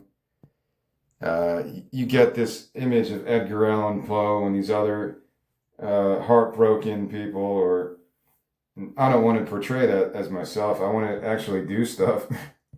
I don't care about romance and sex. Not so much. Everyone has fantasies about crazy sexual experiences, but my main motivation now in my life is to do what my Kickstarter was and learn how to work with other people that already did stuff like this. And I guess I'm just going back to other influences. I didn't think I was going to bring up Nirvana lyrics because no one's really going to refer to Kurt Cobain as a lyrical poet, right? But his lyrics are really good. Maybe a little underrated. People don't look at it like that. Or his perception of the things he was going through, how he turned that into art, I think was a pretty unique way of doing it. And the music's good. Like, I'm sure you could say the same about Sonic Youth. I don't know their lyrics that well, but you could probably say the same thing about bands like that. All right. This song is called The Wedding Feast, going back to this stuff. Once the murder in her eye, now beseech the night's demise, the love better designed for the feast, cursed for a king, embrace the life predictable, now a war at every bend, every motive, every sin for the dawning of a queen. I already read this, I think. When the fates are passed along, mercy leverage in the storm, span of love measured in lore, now a hope nearly expired, the answers maimed long ago by the siren's harmony. Yeah, I definitely already read this, but it's fine. I'll get more practice. All right, how many more songs here? Maybe three more songs. Yeah, three more songs. This is called The Ascent. Invaded peace, suffered in the spring, hidden naturally, the once forgiving sea, the ascent of love, madness spent to split, shot into the ether like celebrated Caesars, a heritage searched universally, skin believed, pilgrimage or rapture. It's another short one. A lot of these songs I didn't mention are just verses. There's not a lot of song structure in terms of the lyrical passages. A few have bridges and most of them have choruses, but maybe there's about 5 or 6 that have no chorus. It's just verses, so it is more like a poem. This is called the sea. Excuse me. It's called the Sea Change. The Sea Change. Sea Change. She sells. With the rhythm under, snakes the river's thunder. The wicked charm refined. Suicidal coating, revolution soaking, like willful grains of sand. In every wound births a fire, dormant desires, another history, false discovery, home, where it's already meant to be. Through the freaks of plunder, cruelty unmasked, like the dark from the light. All right, the next song is called The Requital, Or is it the requital or requital? I think it's requital. I don't know if you could say that both ways. I'll look it up after I read this. Bravest song to shade, released into colors unknown. Travel long in light, travel long in light. So we're going back to the asphodel, the same kind of spirit of that song. Angels sleep with enemies, a season with the doves. Travel long in light, travel long in light. Survive the freeze, stranded in a dream. Travel long in light, travel long in light. It's kind of short, it's only verses. But that's the ending of part 2. Very reminiscent of part 1, how I ended with the asphodel. It's kind of a laid back type of meditation of everything the audience would have witnessed to that point. And that's why I do it like that. There is some method to my madness, as some people say. But the main thing I worry about with a concept like this is to make sure it flows correctly. All right, it is requital, is it? Yeah, it's requital, not requital. I'm thinking of acquittal, I guess. Requital. I was saying it correctly, I think. I'm thinking of acquittal. Why isn't it acquittal? That's why people hate English sometimes. All right, whatever. Whatever, man. I don't care. I love it. I don't care. If there's one thing I do enjoy doing, and I did say the 6 months I spent in 2022 where I would work through the night, I would work at nighttime and put all these songs together into albums. And it was kind of a crazy experience. I think I got myself sick. It's kind of funny. I had one frying pan, so I would make the same thing every night. Apple slices. I would fry the apple slices with some kind of a cream cheese or something, or some kind of like chocolate chips sometimes. I would try to make this dessert with like apple slices and chocolate chips and stuff like that. And I used this frying pan so much that I think I got like the metal scraped off. So I was probably eating like hazardous metals at some point. I had to throw it out eventually. That was before I did the raw vegan thing. I don't know if I was even a vegan at that point. Maybe I was just beginning that process. I was a vegetarian since 2020, kind of. I think I still ate fish up until later on, and then I took fish out. It's okay to eat fish because they don't have any feelings, but I gave up fish too because I just stuck to the more simple type of experience. And you can't eat raw fish anyway, so I was like, I'll just become a raw vegan and learn how to survive like that. And that's how I've developed my diet since then. But I thought that was pretty funny. Every night I would make this like apple apple dessert. I don't even remember it now, with rice cakes, I think. It was actually pretty good. Cinnamon, apple, anything with cinnamon and apple could be good. Maybe I had bananas, I don't remember. I don't remember exactly the recipe. But I tried to mess around with stuff later too. I got one YouTube video. I was going to make my approach to food and share it. And I only did it once. I made it like a quick video of my breakfast, of the blending I used to do. And I never returned to that. It was kind of a simple type of a meal. I forget what it even was. Cereal mixed with other stuff, mixed with coffee. But now I don't even drink coffee anymore for a couple months. I kind of lost the taste for coffee too. The biggest problem with coffee, because I never drink caffeine, but just the blackening of your teeth if you drink it every day. If you quit coffee for a couple of weeks, you notice your teeth get whiter.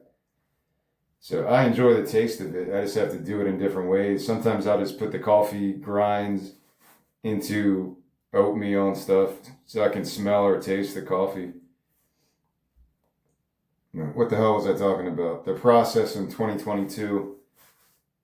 Every night I would wake up around like maybe 6 or 7 in the evening, and I would work till 4, 5, 6 in the morning. That was my schedule for about 6 months. And that's when I was organizing all the albums, which was a pain in the ass. Totally rearranging everything. Some of these songs came from other albums. Some of these songs were 2 different songs that I combined. In this album, it was a little bit easier, but my main concern was getting the story out and contributing to that type of Hazards of Love experience that I love so much. When I first heard Hazards of Love, I wanted to duplicate that experience the best I could. But again, I'm not really at that point to create an atmosphere and production, but that's what I would want to model this after, the Hazards of Love. El Dorado by ELO, which kind of follows the story, I think, but I don't know what it is. Sometimes I use the term concept album, or somebody else says I made a concept album, but it's not always that it has a narrative. It might just be exploring death. Like I have an album called Thoughts at a Funeral, which is another old album I wrote a while ago. And it was all instrumentals, but then I'm like, I want to include this in the book, so I had to write lyrics for it. But what I did was also write little stories for every song. Maybe I'll do that one next if I keep doing this, going through some of my albums. Thoughts at a Funeral is a concept album, but every song is a different cinematic experience with different characters. Almost, I don't know what to compare it to. It's animation, definitely. But I'll go through that one maybe if I do this again tomorrow. What I was planning to do,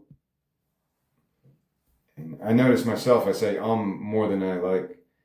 I made a note when I do these talks, I wasn't going to say but sometimes it just comes up naturally. I'll try to fight against it. What was I talking about? Thoughts at a Funeral. When I developed that, and the more I liked it, these little 3 or 4 paragraphs that I included along with every song, and they all kind of involve when you're at a funeral, what thoughts are going through your head. So every song would represent some scenario, some animation of somebody daydreaming while at a funeral. Because at a funeral, it's like the most uncomfortable social awkwardness. What do you say to people? Oh, sorry for your loss. And it's just a weird, funerals suck. Like I said, when I die, if I die, yeah, I'm going to die one day. I'm not immortal. I'm not the Highlander. When I die, I want like a Viking type of send-off. If people care that much, I want the whole song and dance in a church and all that stuff. It's just not for me. I don't like stuff like that. Yeah, Thoughts at a Funeral might represent a concept album, but it's not like these 2 that I shared. This one, Songs from the Rhine, and the one I did 2 days ago, Waitress from Mars. Those are actual stories with a potential for a movie or some kind of graphic novel or a musical. This isn't any, Thoughts at a Funeral is nothing like that, but I still consider it a concept album because it's what do you think about in your head at a funeral? Are you thinking about that person? Are you thinking about memories of that person? Are you thinking about some random shit that pops in your head? What goes through people's minds at a funeral? You're just sitting there waiting to leave. Like, when do I get to leave? Do I look sad enough? Did I cry a little bit? Are people going to think I really miss this person?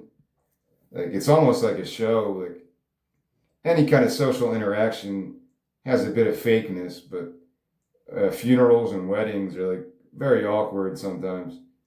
I really don't like anything like that. I'm not a social person like that. I get stuck in that almost. What do you say to somebody like? And you got to be believable when you say it. It's a weird type of experience. I'm sure nobody likes it. Of course, nobody wants to go to a funeral. Um, but that was another concept. Maybe since I'm bringing it up, I'll talk about that tomorrow, and I can see how that one develops. It's a good way to explain what I mean by concept album. It doesn't have to be like these two, where I was so committed to writing a story with characters and then forming music around this story, or writing the songs first and then evolving the songs into a narrative that led one to the next, one to the next, like the Hazards of Love. I guess like Pink Floyd, The Wall, you got to kind of include that in there because that was made into a movie.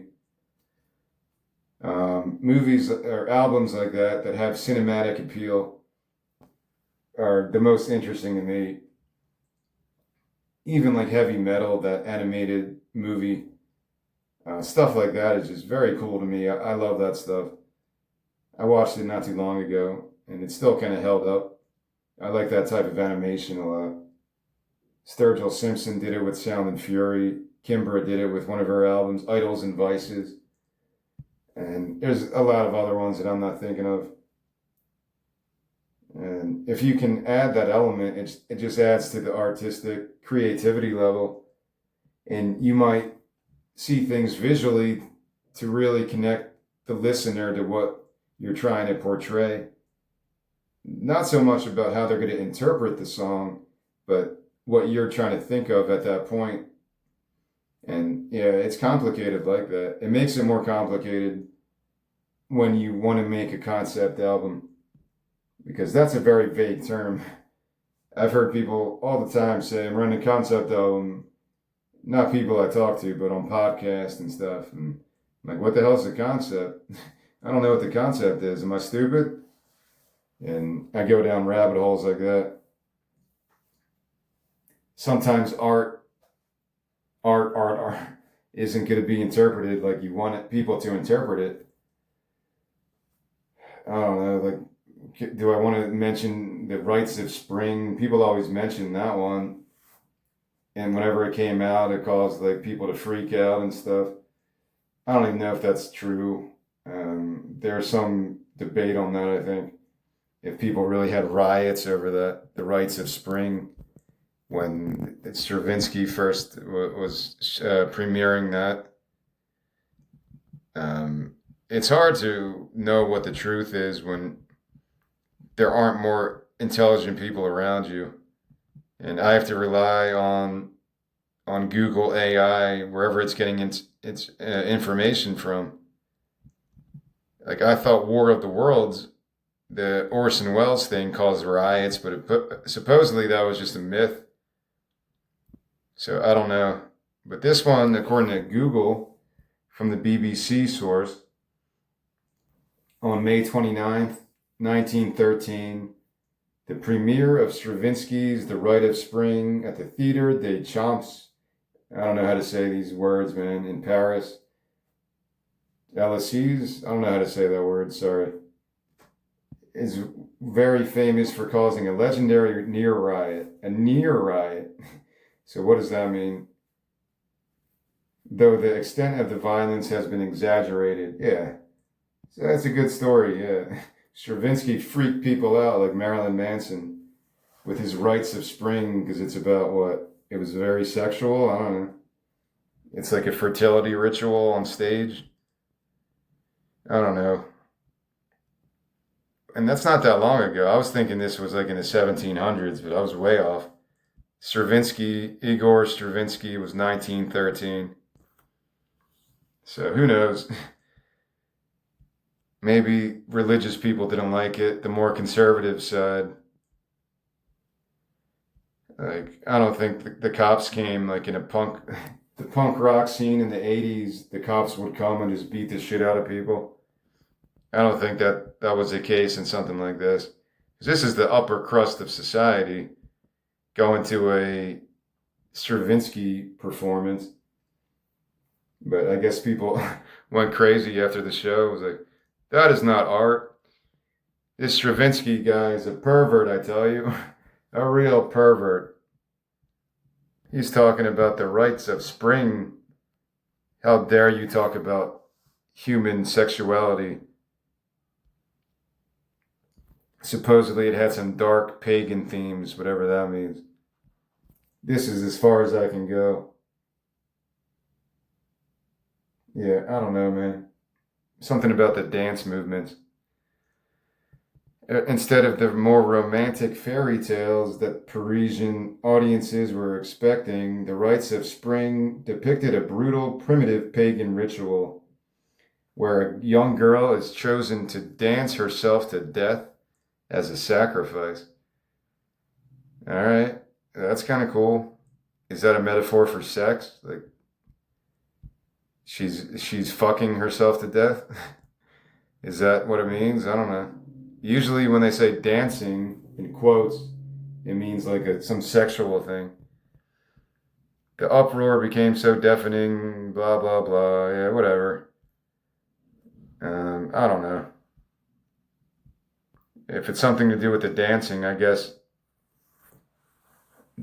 I guess that's what it was, more about the dancing than the music. Yeah.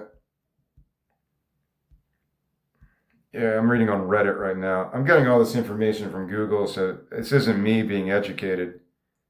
I just get it from whatever Google tells me. So who knows what's real? But I've heard this story from other people on podcasts and YouTube videos over the years. I like Stravinsky. I got the Firebird. I really like that. And then I got the Rite of Spring because Frank Zappa loved it. And I was like, all right, let me check this out. Like that other guy, Edgar Varese. That's how I learned of him, from Frank Zappa. Yeah, so who knows? It's kind of cool though. They should make a movie about that. Stravinsky's Rite of Spring causes an uproar. But it's kind of cool. I'm thinking of that because maybe this could be a stage play. I said yesterday, the only time I attempted to write a stage play, because I didn't intend to do it with this one. When I first wrote these songs, they were just songs that eventually became this. But if I'm like in the mindset today, like what if this became a pretty famous stage play or musical and someone says, write another one? I want to know what the hell to do because I don't think like that. Think in terms of this is how you write a musical, scene by scene, act by act, a 3-act structure, or whatever it is. It's probably different for a stage play, but I don't know these things. So if this became a successful musical with a darker flavor, because I don't want to be writing a peaceful type of experience. I want people to experience every side of the human condition. Your lust for sex, your lust for killing other people, your lust for life, your passion for just being alive. What drives the human mind? Is it just to appease the human body? Almost like the mind and the body are in conflict with each other sometimes. Your body just wants to fuck everything in sight. Like I'm dazed and confused. That one guy is saying that as soon as I get to college, man, it's just going to be fucking. So it's like your mind or your logic is trying to separate your mind from your body to make you more at peace with being alive. Because your body needs to eat. I guess your body needs to fuck, but I've never fucked, so I don't know if that's essential. When they teach you about the basic needs in school, they don't mention fucking. They just say you need clothing, shelter, and water. But if you want to reproduce, yeah, you kind of need to fuck too. But in the simplest survival mechanism, you need to have food, water, and shelter, and maybe the internet. I don't think people could live without the internet. It would be a difficult transition back to 1980s or 1990s life. You have to pull over to a gas station and ask people for directions, or buy a magazine to learn what are the best albums of the year. I got to buy a magazine at a grocery store. I can't just go on Fantano's YouTube channel or Rolling Stone, subscribe to their magazine online. Like, without the internet, everyone's going to go nuts for a little bit. It would be a cool sociological experiment or psyops. You get this tyrannical figure that he runs on anti-digital platform. Down with digital technology. AI will crush the human spirit. And this guy gets voted into office, or he or she. And when they get into office, they outlaw the internet. The internet is the work of the devil. So they outlaw it. No one has the internet anymore. Like prohibition against alcohol. People would really freak out. People would freak out because their attention has to go somewhere else. If anything, the ability that I have right now to go on my phone and read anything I want to read, listen to anything I want to listen to. Sometimes you do have to purchase it. It's not all for free. You have to buy a book or listen to an album with commercials if you don't buy the album. Without that convenience, you're stuck in a way. I have to go to a library to read a book. I have to go to a book club to have a chat room experience with real people. Are you kidding me? I got to look at people in the eye and have conversations without going like a troll and saying all these crazy things. Because I don't think people had these conspiratorial talks before like internet came around and everything became about a conspiracy.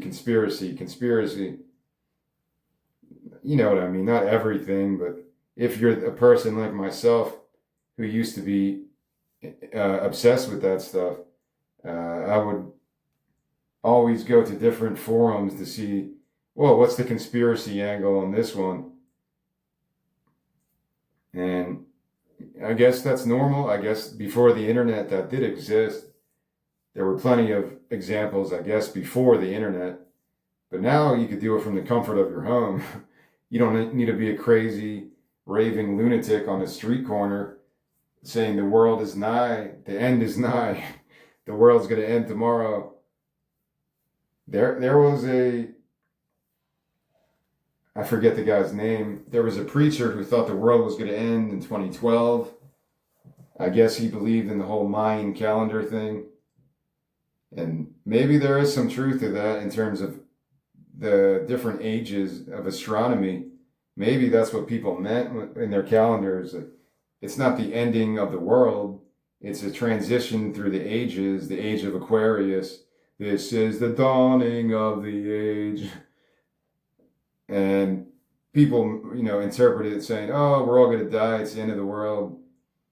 It's not this astrological concept that I don't know anything about that stuff, but I'm just repeating stuff I've heard. But anyway, this preacher spent like 600 grand or whatever it was to put ads on the buses in Philadelphia. And I guess nobody had a problem with it. If this guy thinks the world's going to end and that's his life savings, fuck it, man. We'll take your money. I didn't really have a conflict with that, but I thought it was weird. If you're on a city bus in Philly and the ad on the bus is saying the world's going to end in 2012, whatever year that was. I think it was 2012 when that happened. People thought the world was ending. I could be wrong about that. Wasn't it like May 21st, 2012 or something like that? But anyway, we put all these ads up and this guy must have spent hundreds of thousands of dollars to advertise the end of the world. Like, there's really nothing morally or ethically wrong with that. Like, I mentioned the anti-Muslim ad that was a different experience where it's hate speech. Like it really shouldn't have been used at all. It's a type of ad that you see as graffiti somewhere. But this was different. This was just some preacher. I don't know what kind of denomination he was with, but he put all these ads on SEPTA buses and maybe other places too, saying the world was going to end in 2012 and all this bullshit. And I don't know, it's just weird if you're on a city bus on your way to work and you're like, oh, fuck, the world's ending. I guess I don't got to go to work today. 2012. All right, let me see if I can look this up. I've never tried to look this up, actually. SEPTA ads about the end of the world. Let me see if there's anything about that. Because I don't think there was an uproar about it. People probably didn't like it. You go on a bus and the first thing you see is like, the world's going to end in 2012. And it's probably like close to that time. You're like, oh, fuck, man. I got to get my affairs in order. SEPTA ads about the end of the world. I don't know if this is going to come at anything.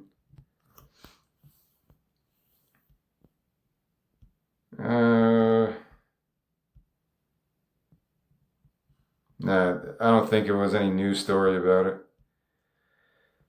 Yeah, but it is an interesting type of experience. Like, what a television, if this guy was a millionaire and he wanted to advertise this, like Brad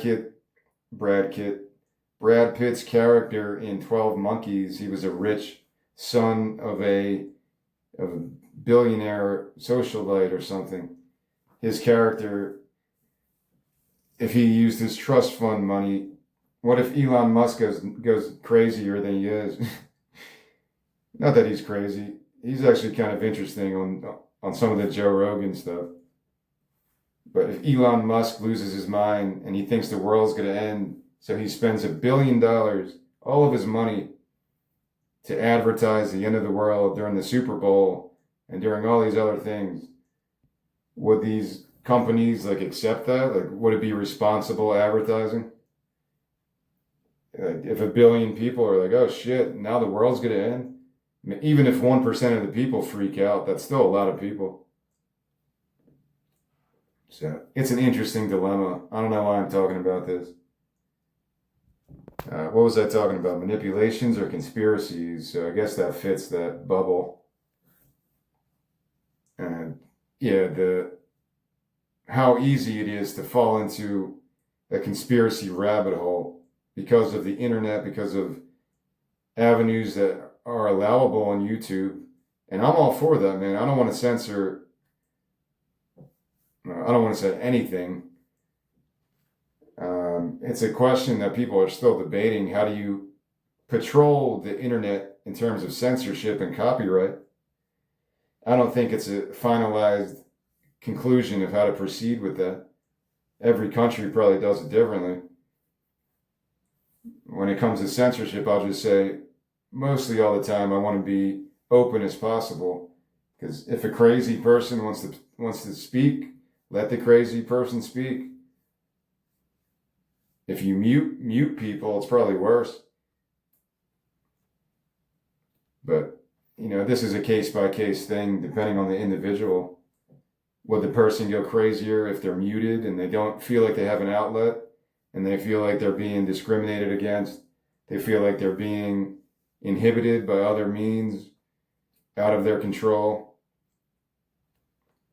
Or does the person spouting these crazy things better off saying them, putting them out there and seeing how people react to it? Maybe that lets them off the hook, or they stop saying that shit. I don't know, man. Again, this is a case-by-case type of thing. If all the people who believe in flat earth, my solution, every person that believes in the flat earth,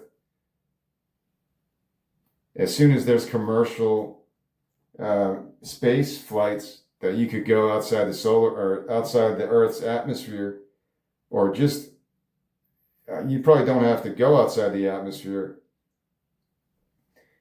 one of my ideas for a future screenplay, and don't steal this from me, please. I picture a black dude and a white dude. The white guy's probably some anarchist, neo-Nazi type of guy, and the black dude, I don't know, maybe he's a Black Panther or something. And these two people age, and they're in a nursing home together, and they hate each other. They're natural combatants, the Black Panther guy and the neo-Nazi guy. And then in this future type of experience, you could go to space with no problem. It's like an amusement park. If today I wanted to go check out space, I could get into some kind of a vehicle, and I could go into space and just hang out in space looking at planet Earth. And I wanted to write this story that these two people, the whole ride, they're just yelling at each other, arguing, spouting all these racist stereotypes and propaganda on both sides of it. And they're all full of hatred and vitriol, but they're like 90 years old, so it would be funnier. These people made it to 90 and they still have all these racist beliefs and ignorance. It's just funnier if they're 90 years old in a nursing home. Like the ultimate odd couple, a former Black Panther, and a former neo-Nazi, but they're still like that. So they take this ride into space, and they hate each other even worse as they go along. Somehow the nursing home is like, everyone's going to space today. That's our group activity. And these two old guys get grouped together, and they're going to space, and the whole 30-minute script would just be them spouting the most hateful shit against each other. And then as soon as they get to space, they see the planet Earth and they just start crying and hugging each other. Because really, that's what it is. I said it for the flat earthers. I would recommend, as soon as space flights are available, everyone who has a conspiracy that the Earth is flat, they have to go into space. It'll be paid for each person. They go into space and they see that the Earth isn't flat. Or maybe it is. I'm a secret flat earther too. Ha ha ha. Maybe it is flat. Maybe you get to space and you're like, holy shit, everything's flat, man. Everything you learned is a lie. And before they take you back down to Earth from space, they give you the Men in Black device so you don't remember anything. But that was my idea, because if you're able to see the planet Earth from space, you could be the most hateful person in the world, but your ego will be crushed at that point. That you're a small little monkey man, whatever evolution was. Your stupid thoughts in your head are so pointless. All the combat, all the rivalries are stupid. Everyone's blood is the same. And you'll be looking at the planet Earth with your worst enemy, and you two will, you could have your worst enemy, and you go to space together. All your shit will disappear when you see the planet, because you're like, holy shit, my life is meaningless. And I say that as a good thing, so you don't linger on all the bullshit that people linger on. When you see the planet Earth from space, my reaction would be, holy shit, like, I have to change my thinking, because life is way too insignificant when you consider yourself, even if you're a part of a group or tribe. It's all insignificant in the long run. Everything on Earth is a quest for survival. I'm looking at my life. If I can't get a job and do what I want to do, I'll be dead pretty soon. I can't afford anything if I can't get a job. So that's where I'm at. I'm thinking in those lines, survival, because that's what you have to think about. Your body wants food. Your body wants this and that. Your body needs it to keep going. And for that, you need money. So now you need money. What are you going to do for money? What lengths would you go to make a buck so you can stay alive in your body? It's a game almost. Like if you look at it like that, it is a sick and twisted reality show of human survival. To meet your most base needs, you do have to do certain things in life. But when you see the bigger picture, and by the bigger picture, I mean you're in space and you see the universe, or what you can see from a spaceship. If you have any notions of cultural superiority or racism, to most people, that's going to go away in that moment. You're like, holy shit, man. That's what I'm saying. Like that's a good thing. Even it might be termed a waste of resources if it was available to go into space for a cheap price. That's not like $1 million, right? Like Bezos and other people that can go to space. I don't even know what's true and what's not with that type of stuff. But if there were a convenient way to do that, like whether personal vehicles or some kind of a government program, I don't know what I'm talking about, or some amusement park. You go to an amusement park, instead of a roller coaster, instead of a gravitron, there's a ride that goes to space. You go and pay $5 and you could go all the way to space for 5 minutes and look at the planet Earth. Like, can somebody invent that? Because that would be really cool. If you can invent that within the next 40 years, maybe I could live that long. I don't know who wouldn't want to do that. Like, if you can figure a way to do it safely without having to be trained as an astronaut and go through all the I was going to say 5G. I don't know if that's what it is. Whatever G level of gravity and all that shit, the force, if you can configure a safe way to just have an amusement park ride that goes into space, somebody invent that in the next 20 years. Put all the government resources into that. And I think that would solve a lot of problems for people. Oh, you want to go to war? Well, you get those two presidents together, whatever countries want to go to war, you get those two leaders and you send them into space and you're like, hey man, you don't have to kill each other. You're just a monkey on a planet. There's no reason to have all this bullshit. I think that would work in that environment.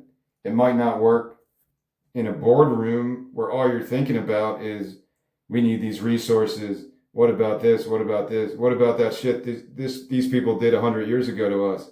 What about this shit? Well, they don't believe it. What we believe. They're heathens. They're the Cathars. They believe in this duality. Materialism is evil. And all this shit.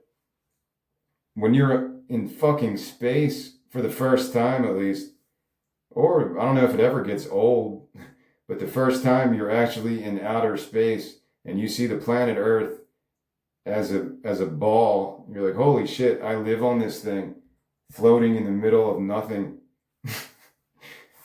I don't think you're going to want to kill people at that point. I think your brain is going to be instantly rewired to a different conclusion that I'm just a person on a fucking rock floating in space. Why are we killing each other? For superiority, tribal feuds, and all this other shit. Like, I think there is, I'm being kind of funny here, but there is a truth to that. What could be more life affirming than going into space and seeing stuff from that perspective? You could see it in a movie. You could see it, I don't know, you could listen to somebody talk about their experiences on the space station. Or that movie Gravity with Sandra Bullock, that one kind of got me. I felt like I was really in space throughout that entire movie. I don't think any other movie really did that to me. But I don't go to the movie theater anymore. I saw that one in the theater because people were talking about it. Like, you have to see it in the theater. It's this crazy experience. What was it called again? Gravity with Sandra Bullock and other people. But yeah, I'm being kind of funny here. I'm trying to be funny. I don't know if it's effective, but it is some truth to that. What else could make you feel that way? Like I was saying, I don't know how to connect it to that. That there's really nothing else. You could go see the ruins in Rome or whatever your heritage is. The Muslims, they go to Mecca, Medina for their pilgrimage. I don't know what everyone does. Maybe every culture has some kind of a ritual like that to kind of think of the bigger picture, but I don't think there's anything like that besides a near death experience. You go through a near death experience, it's probably a similar type of brain chemistry as if you could go to space and see everything like that. Everything else would be erased at that point. All the cunty bullshit. When I say cunty bullshit, I just mean the meaningless games that people play with each other. It's not a female thing. When I say cunty, it's just like the nonsense that people pollute their minds with. And that's not just, yeah, of course, that's female or male or whatever else there is. It's the cunty behavior that pollutes your mind away, and everyone does it. It's going to sneak into your head every once in a while. It's why people do the ayahuasca or other peyote trips to try to get away from that mindset. To rewire your brain, it takes something like that, I guess. If you can't do it through the Buddha way and just meditate it away, which is, I've never got close to that level. When I wrote Willie the Vegan, another concept album not too long ago, a few months ago, that's what I was going for. How do you escape from all the madness of the world? And I don't think there's a better reality than that.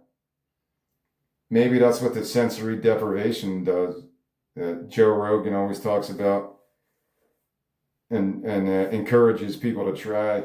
You go into a sensory deprivation tank, whether you're doing something else in terms of hallucinogenics or just sober, and it's probably going to clear your head. I don't know how it works, man. I'll try it, though. I don't think there's anything negative that could happen. You could open up some wormhole to a parallel universe. So it's a cool concept. Maybe somebody's going to steal this idea, so I shouldn't have talked about it. But that was my idea for the episode, to show people how stupid their daily thoughts are, that your thoughts do matter. And this is like dime store therapy session, but your thoughts do matter. And the best way to clear your mind of everything is to have an experience like that, whether it's a near-death experience or you're able to go into space and actually see everything from that perspective. It's going to fuck you up inside in a good way. I'm saying it's going to make you realize how fucked up your day-to-day thoughts are when you see things from that perspective, that I'm just one person in, 3 billion people on the planet, plus all the fucking animals. You can't leave the animals, they still live here too. Plus all the sea creatures that we don't even know exist yet. And you're like, holy shit, man, we are the aliens. We're fucking aliens, man. You'll start to think stuff like that. Like, that's a cool idea, at least. If there's an amusement park in the future that would have a ride to outer space. That's what I was picturing. And these two old men who hate each other. I would try to write 30 pages of dialogue of them just insulting each other like grumpy old men going to space. But when they reach space, you have the catharsis. And these two guys who still hate each other after all these years, and they're in their 90s, approaching death soon, and they still hate each other. They never got over the whole racist thing. So they make it into space, and that's what they needed to realize how stupid it all is. They make it into space, and they start hugging each other and crying because they realize they wasted their fucking lives on all the petty bullshit. That's what I'm going for. I think that could have a cool universal appeal, because it doesn't have to be black and white. There's so many different tribal rivalries. Like, it's like, I didn't know till years ago the rivalries in the UK probably aren't as bad as they used to be, but England and Scotland and Ireland, they have their own type of struggle between their own people. America's no different. Like, I'm trying to leave the East Coast to find a better perspective myself. That's what I'm trying to do. If I get to the West Coast, I think it would be different. And my survival mode would be different as well. I would be more, every day I'm thinking, I have to do this, I have to do this, or I'm going to starve to death. I have to do this, I have to do this. In 20 years, I want to have this done and this done. And that's going to be the only thing in my head at that point. That's why I need that. And to get there, yeah, it would be good to do it by selling something and then committing the rest of my life to doing more. But I realize that the potential of that is lower now because it hasn't happened up until this point. So I need to get a job, not just as a backup, but just to do something else. It will give me more inspiration. Whatever I do to survive, it will give me more of an inspiration, more of a connection to other people, and keep me from just hiding in my storage container or my shipping container for the next 20 years without talking to another soul. So I'd probably do it anyway. I'd probably get some kind of job. Even if I did fund my Kickstarter and I had $500,000 and I could just make music, write stuff for the rest of my life without worrying about money that much, buy my own land so I don't have a landlord, buy my own house, and, or, well, it would be a shipping container. Same thing though, I work and live in there. And I still might want to get it like some kind of a volunteer or part-time job so I at least have something else to do. Because sometimes you need to do something else to clear your head. As an artist, you can't just produce. You have to do something else. Maybe that's just exercise or forming your daily routine like that. But it's the same type of philosophy. I'm looking for a new perspective mentally and geographically. I don't think it's the same as going into space because I'm not going to live in space. But going to space would clear your head like an ayahuasca ritual. It would get rid of your bad thoughts that your ego is pounding into your thick skull, that you need to get the better of this person. I need to prove that I'm better than him or her. I need to play this game with this guy to show that I'm superior, that my worldview is more credence than his or hers. Those are the thoughts that get people wanting to kill each other because it's faulty. It's a part of our DNA because that's what our ancestors did. Somebody was trying to kill them at some point. Somebody was trying to kill the people trying to kill them. So it breeds this mistrust of the other that so much science fiction gets into. Maybe Songs from the Rhine adds to that tradition, somewhat at least. But I just think it shows a cool story. I'm not trying to get all deep with the story that much. The last scene is the king killing himself, but then Helene chops his head off. Like she goes, Vlad the Impaler walks around the king's court holding his decapitated head. Because I guess at this point when I was writing this, I was into Game of Thrones, and that was maybe a little bit. That was in my head when I was writing the actual story years ago. The Game of Thrones type of appeal, the biblical type of appeal of eye for an eye. This king mercilessly killed all these people that Helene loved, and the best she could do was just survive. But then she finally could show a symbol that good defeated evil. I don't usually like writing stories of this is good, this is bad, because characters are not like that in life. Usually there's good and bad within everybody. And I don't like stuff that are told in a story like that. Maybe that's from some Disney movies as a kid that kind of puts that in your head, even Beauty and the Beast or something like that, that you could be anything you want to be regardless of other people's perceptions of you. Somebody could have tattoos all over their body, all over their face, and you might be afraid of that person. Like, holy shit, this guy got a big spider tattoo on his forehead. He must be a psychopath. But maybe that guy, I don't know, or woman is some peace worker for the Peace Corps or some shit. He's a social worker helping homeless children. You don't know people based on their appearances. So something like Beauty and the Beast, it's probably good to show that to your kids. A story like that to show people not to judge other people by their appearances or other people's reputations, other people's perceptions of what their reputation is. It could be true, it could be false. There could be a mix of true and false. But I don't think I did that in this story too much. With the Lorelai character, yes, she's a siren and she has this evil streak in her to kill all these people for no reason. But then she also has this side when she used to be a human, and she still has a part of that inside of her. And she sacrifices herself at the end to lead to the happy ending. It's about redemption. It's about giving things up in your life that hold you back inside.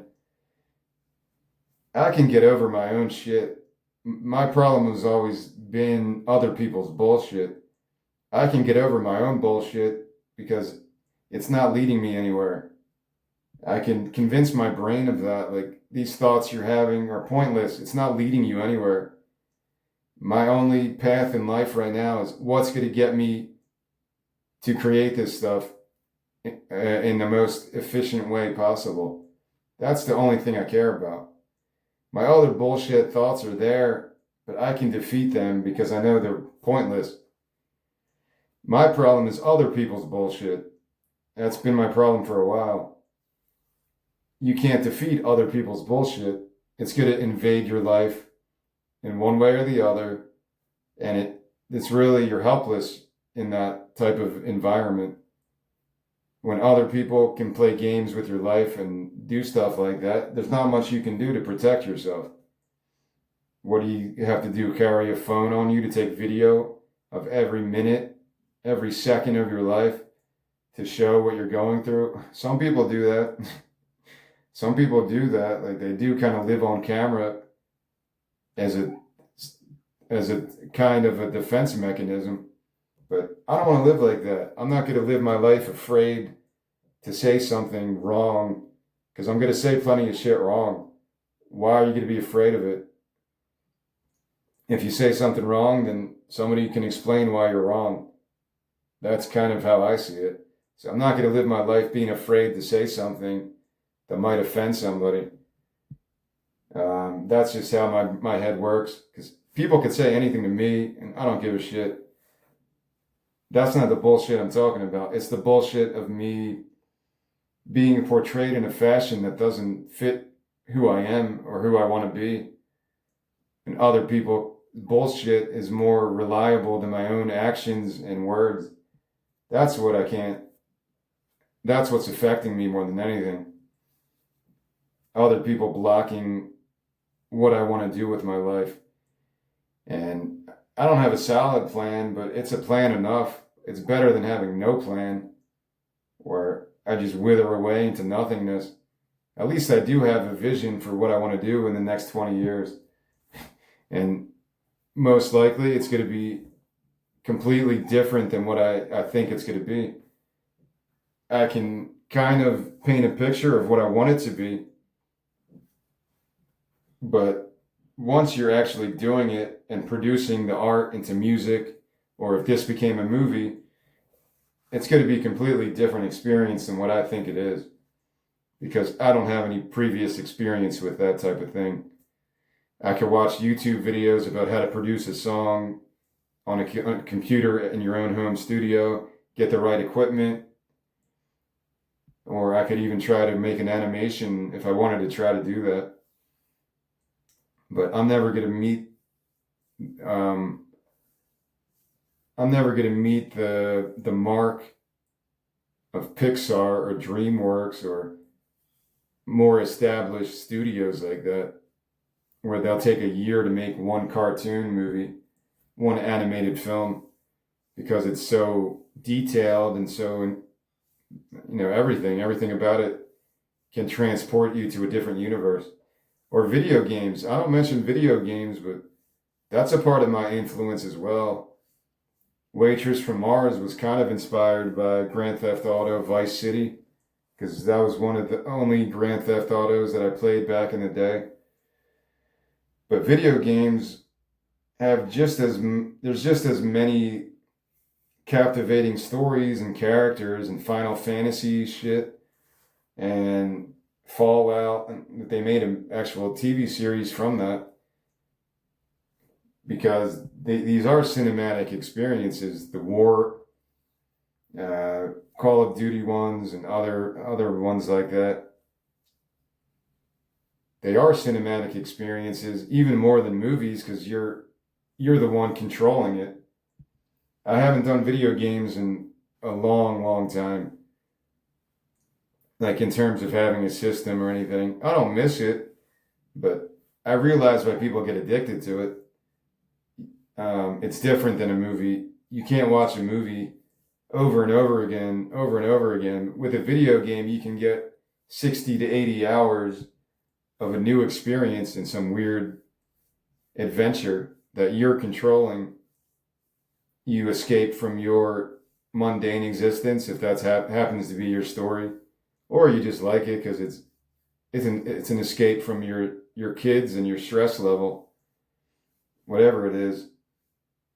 But I don't talk about video games that much because I'm out of the loop with that. If anything, I'll just watch other people on YouTube play video games, or on Twitch. I used to do that a little bit, but it's not something I do in my own life that much, or ever really.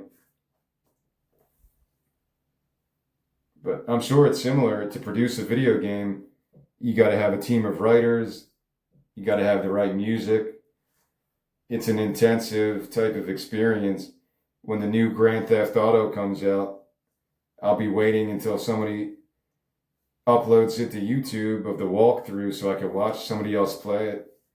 Because the movie, the story is so good usually. San Andreas, or the last one, was really good. You could take those characters and make it into a movie. So yeah, maybe I should talk about that a little bit in future conversations, because I don't mention video games that much.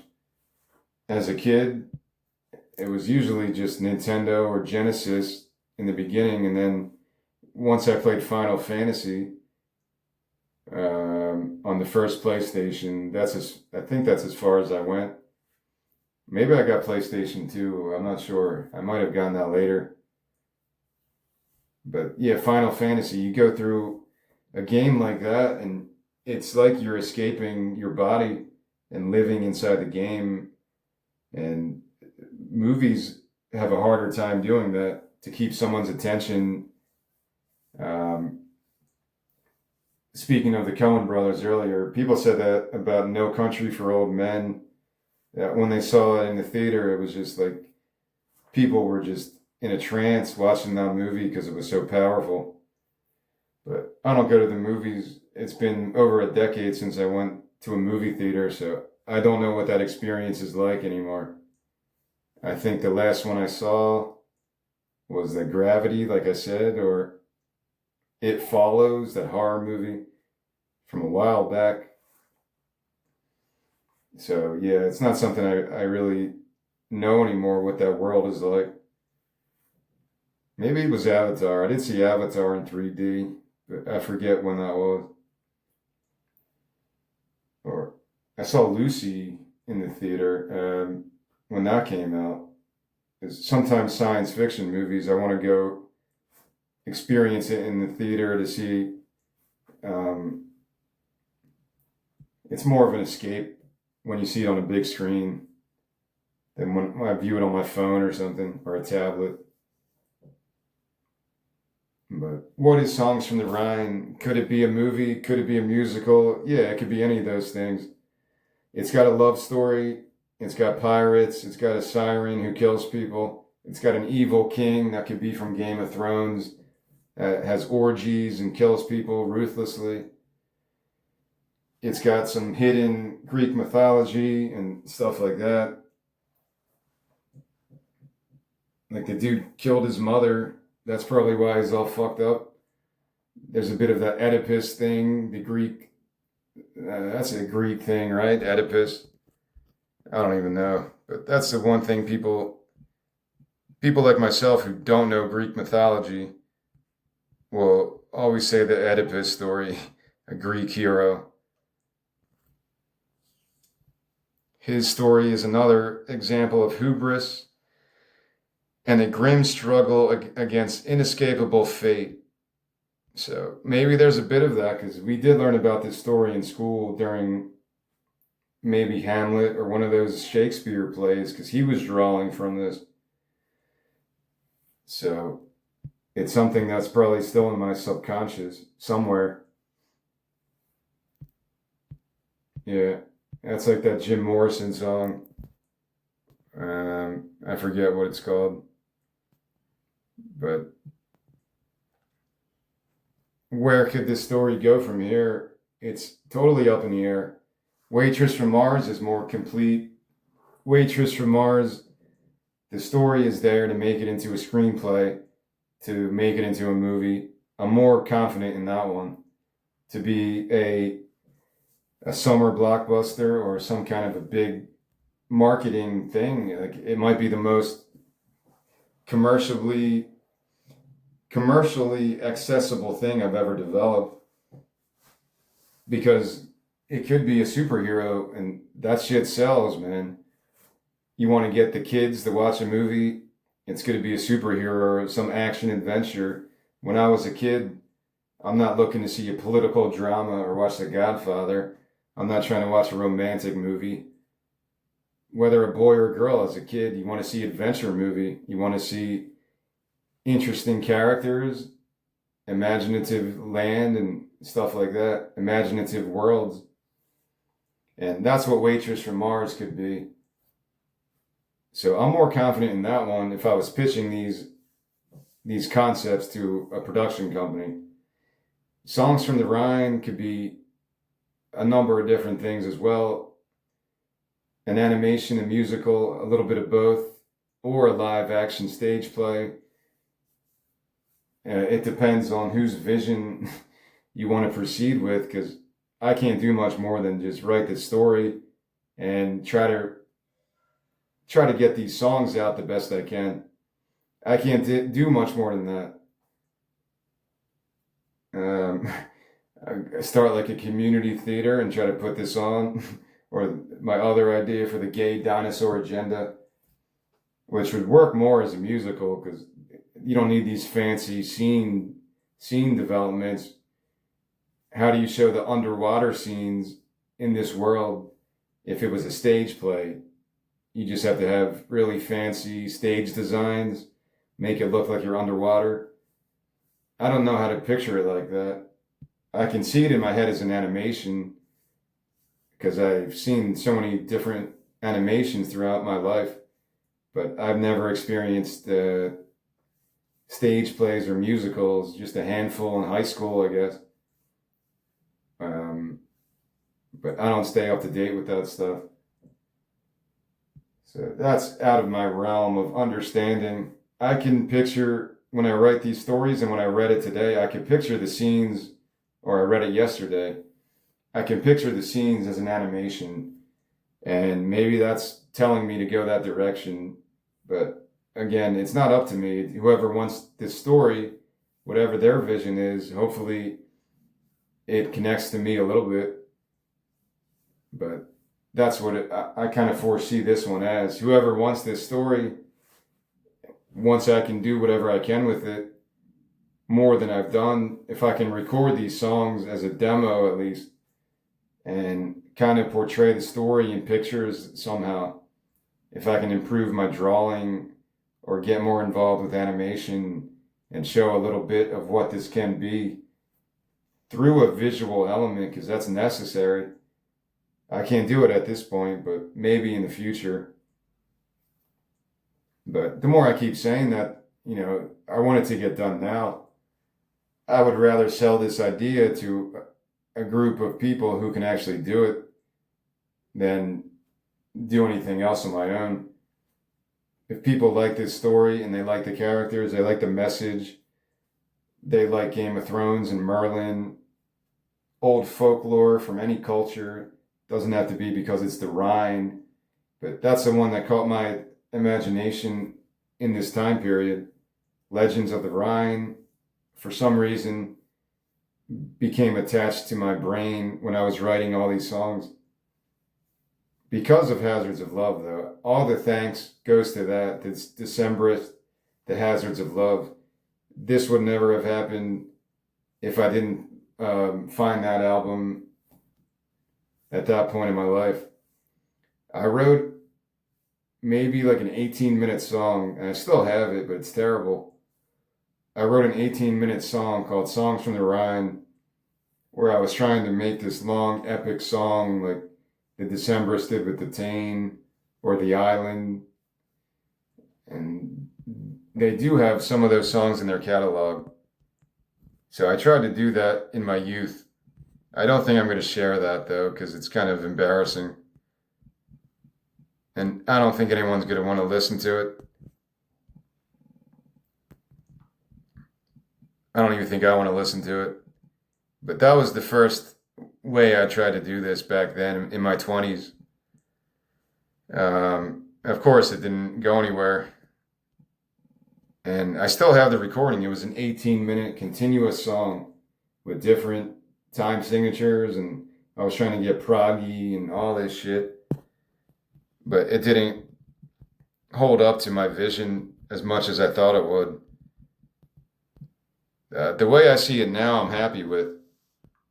Yeah, there is a Decemberist song called The Island, Come and See, and The Landlord's Daughter.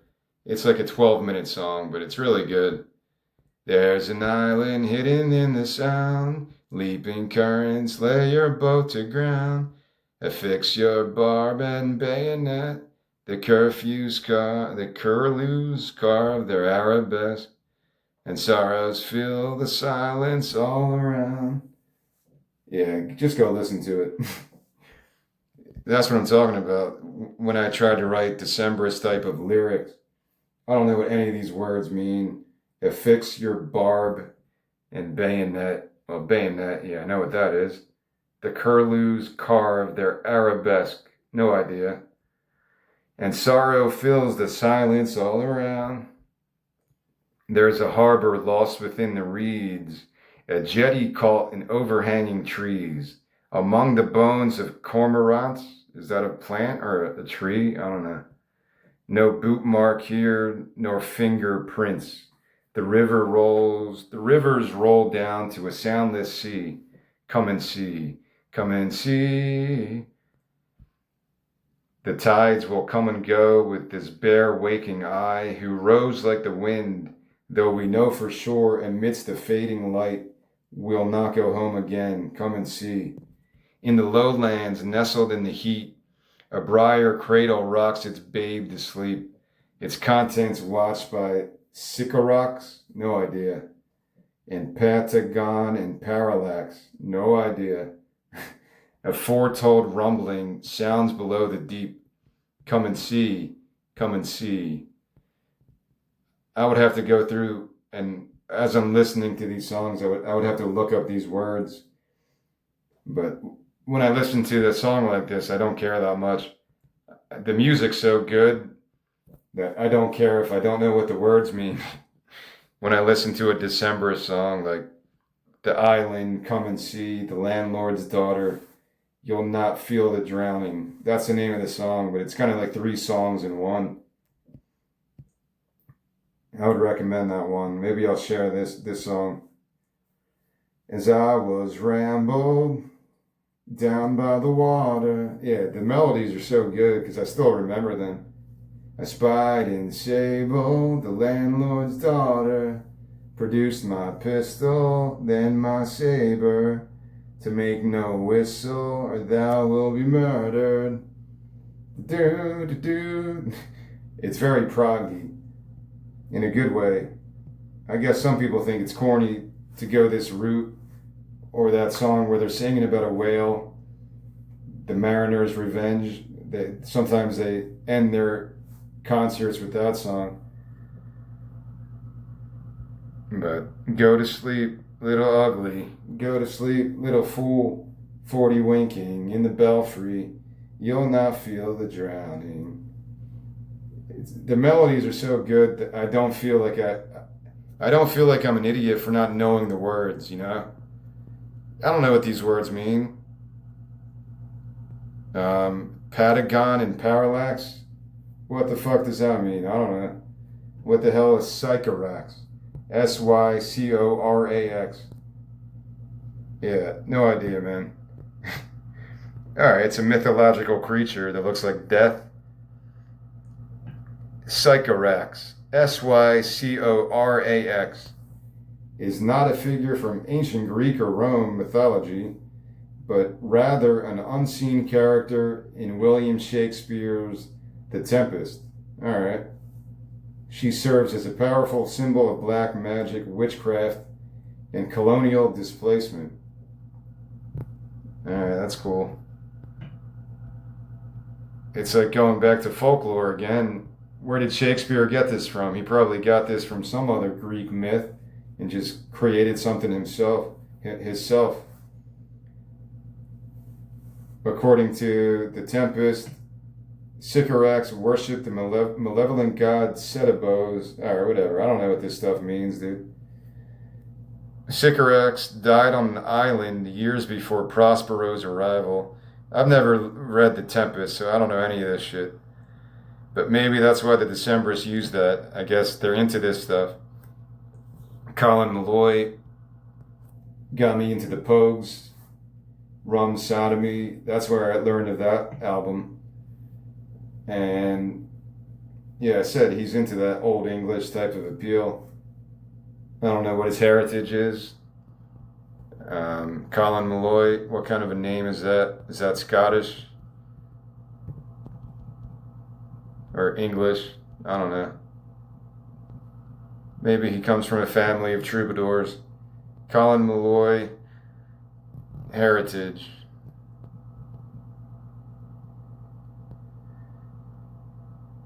Colin Malloy is a fifth generation Montanan. Apologies, I don't know how to say that. Montanan. Montnaan. Oh, Montana. He's from Montana. His family is from Montana. Okay. I thought that was some like knight or something. I thought that was some like knighthood, like from England. I'm from the tribe of Montana. He's of mixed Irish and European descent. All right, so that makes sense. He's got Irish heritage. That's where all the folk shit came from, right? He was born in Helena, Montana. But his family has strong English and Irish roots. So that makes sense that that's the type of stuff that he kind of perfected in his indie type of way.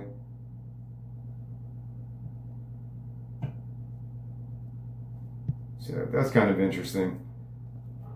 But yeah, it doesn't make me feel stupid. I don't know what these words mean. Like, it would make me feel worse if I try to copy this exactly and pretend that I know what these words are. But it doesn't make me feel dumb when I listen to this song, because this is the first time I've actually read the lyrics. I usually don't care about the lyrics that much. I just want to hear cool music to take myself out of my head for a while. And the words very rarely matter to me, which is another reason I don't want to be called a poet, because I don't care about the words. The words are just like whatever. I need to say something that sounds cool, but a lot of it has no meaning behind it. Yeah, what the hell does that mean? The curlews carve their arabesque. What the hell does that mean? Is it some kind of a different dialect of English? Like the PJ Harvey thing I talked about? Yeah, what does it mean though? I shouldn't have put that into Google because it just took me back to the song.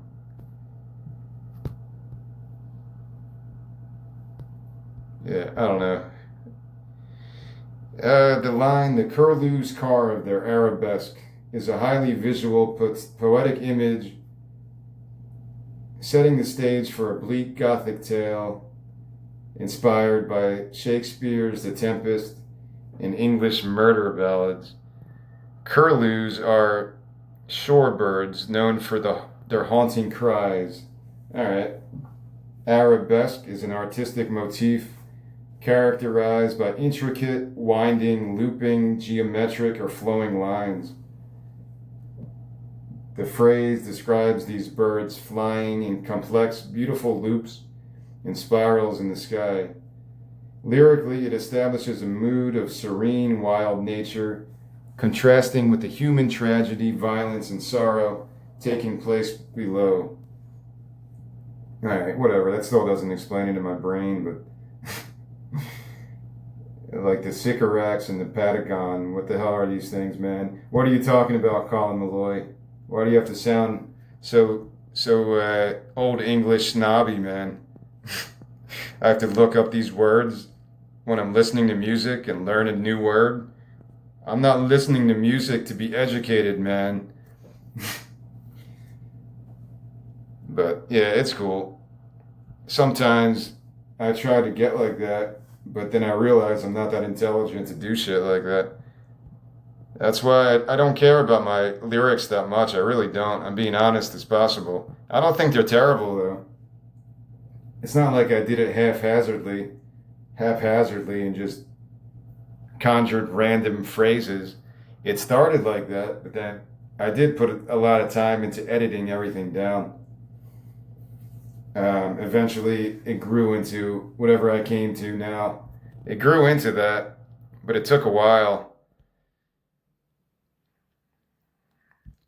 But if I'm writing a song, or this whole album is based in medieval times, and at that point in my life, the Decemberists were my biggest influence. Of course, I was trying to mimic it a little bit.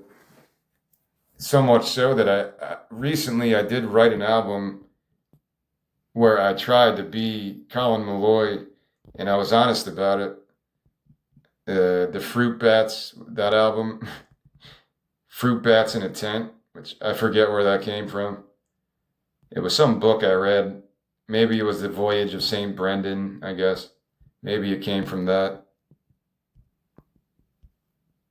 But that wasn't that long ago, so it's not like I don't like the Decemberists now. I still am a big fan. They're a band I would go see whenever they come around because I know it's going to be good. And they have like a million songs to draw from. Every show is probably a different experience in a way. But yeah, that's how much I wanted to be like that when I came and wanted to write new albums. I didn't know what to write about. And at first, I was just trying to copy that. Like a year ago, Fruit Bats in a Tent. And this is on my Substack from October 22nd, 2025. I'm looking at it now. Fruit Bats in a Tent. After a decade ago, I don't want to read this whole thing. It's kind of long. But it came from the book, The Voyage of St. Brendan. And I wanted to, it's only 4 songs, this album, Fruit Bats in a Tent. It's only 4 songs, but I wanted to completely create an album like the Decemberists and in that Colin Malloy old English type of style. So what I did, I read The Voyage of St. Brendan by A.B. Jackson. And from that, I cut out a bunch of words, or I highlighted a bunch of words that I didn't know what the meaning was, because it's like an Irish type of a folklore. So it's written in that same type of language that Colin Malloy would probably draw from in some of his lyrics. And so I highlighted like 80 words as I read the book. It's not that long. And then I wrote these words down on actual paper, which I never do anymore. And then I cut out the words, put them in a hat, and mixed them all up. And then I tried to form lyrical phrases that weren't as crazy as they seem. So I'm reading the song now. This is called The Divot Flails, Silvery veined budfellows, unpeopled and Jehovah blown, malice of midsummer and beetled waves, heron, doomsayer, the fuel waves westerly, the barn is seraphic, like the bluish fog animal. I'm not going to read any further. Maybe another day I could go through the rest of these. It's only 4 songs. But none of these words are my own. They all came from the book. The only thing I did was cut the words out and rearrange them in some kind of way that made sense to me or sounded cool. Like the bluish fog animal. Yeah, there's no way I would have ever come up with a phrase like that on my own regard.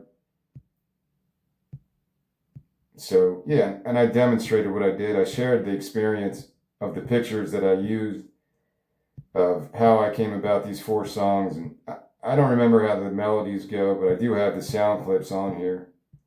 Maybe I'll go through it another day, but I wanted to mention this just to show that even 20 years later, I'm still trying to develop different ways of creating stuff.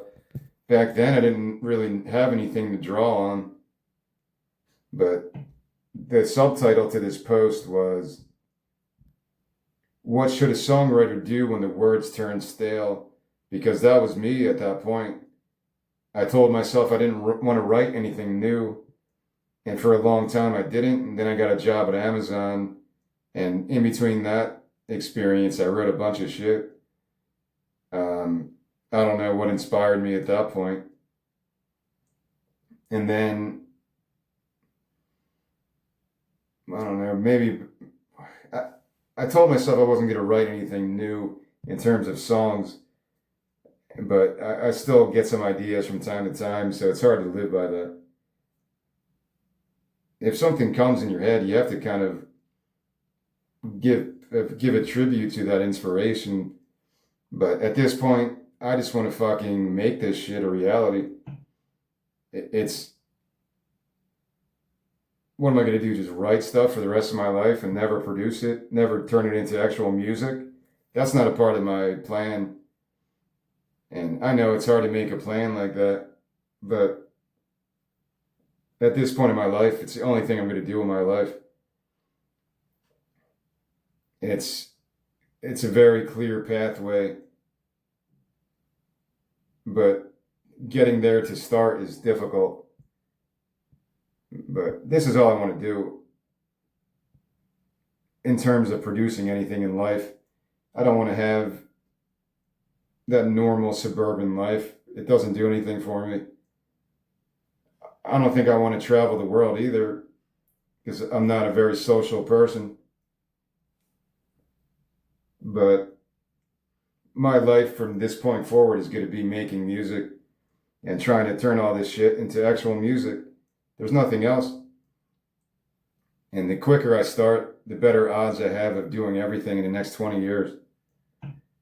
So I don't want to create something new, because in my weird head, I'm like, shit, this is something else that I have to plan for in the future. whenever I write a new album, I've written 20 new albums.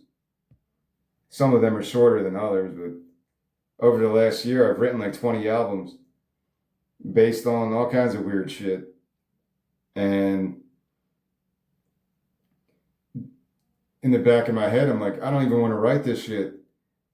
Back in the winter, when we had that big blizzard of like a foot of snow, I was like really bored, and I wrote a punk album in like an hour, called Culture Warts.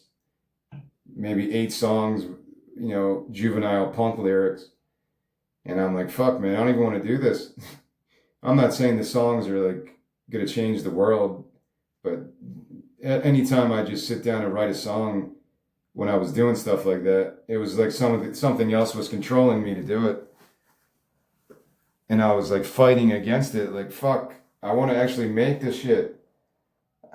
I want to be in a home studio with the freedom to do this stuff on my own. And I just haven't gotten to that place yet. The good part is that I have all the material, man. I keep saying that. How many people could have all the songs ready to go and the story to accompany it and this and that? The lyrics might not be perfect, but I think they're good enough. Some are better than others. I don't think I'm really reinventing the wheel in anything I do, but maybe at times I can be, but that's not the point. So much art is already redundant anyway. I'm not afraid of that because that's cheesy to think like that, but the reason you're doing it makes a difference. I don't think people could look at me like I'm some pretentious asshole trying to change the world with his art, man. That's like everything that I'm against. There's a Bad Religion song that kind of goes into that. I can't think of it right now. If I thought I made a difference, I'd kill myself today. Something like that. Bad Religion. Let me end this here because I'm over 3 hours now. Bad Religion. If I thought I made a difference. What song is that from? Maybe that's from Stranger Than Fiction. Leave mine to me. Leave mine to me.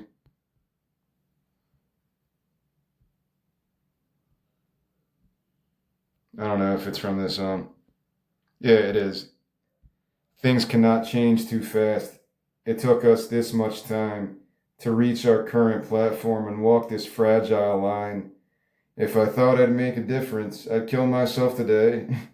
That's like the most punk rock lyric ever. But so many are like me, lost in the fray. Yeah, that's good. I like this lyric. The other ways we're taught to fear don't even scratch the surface of the problem here.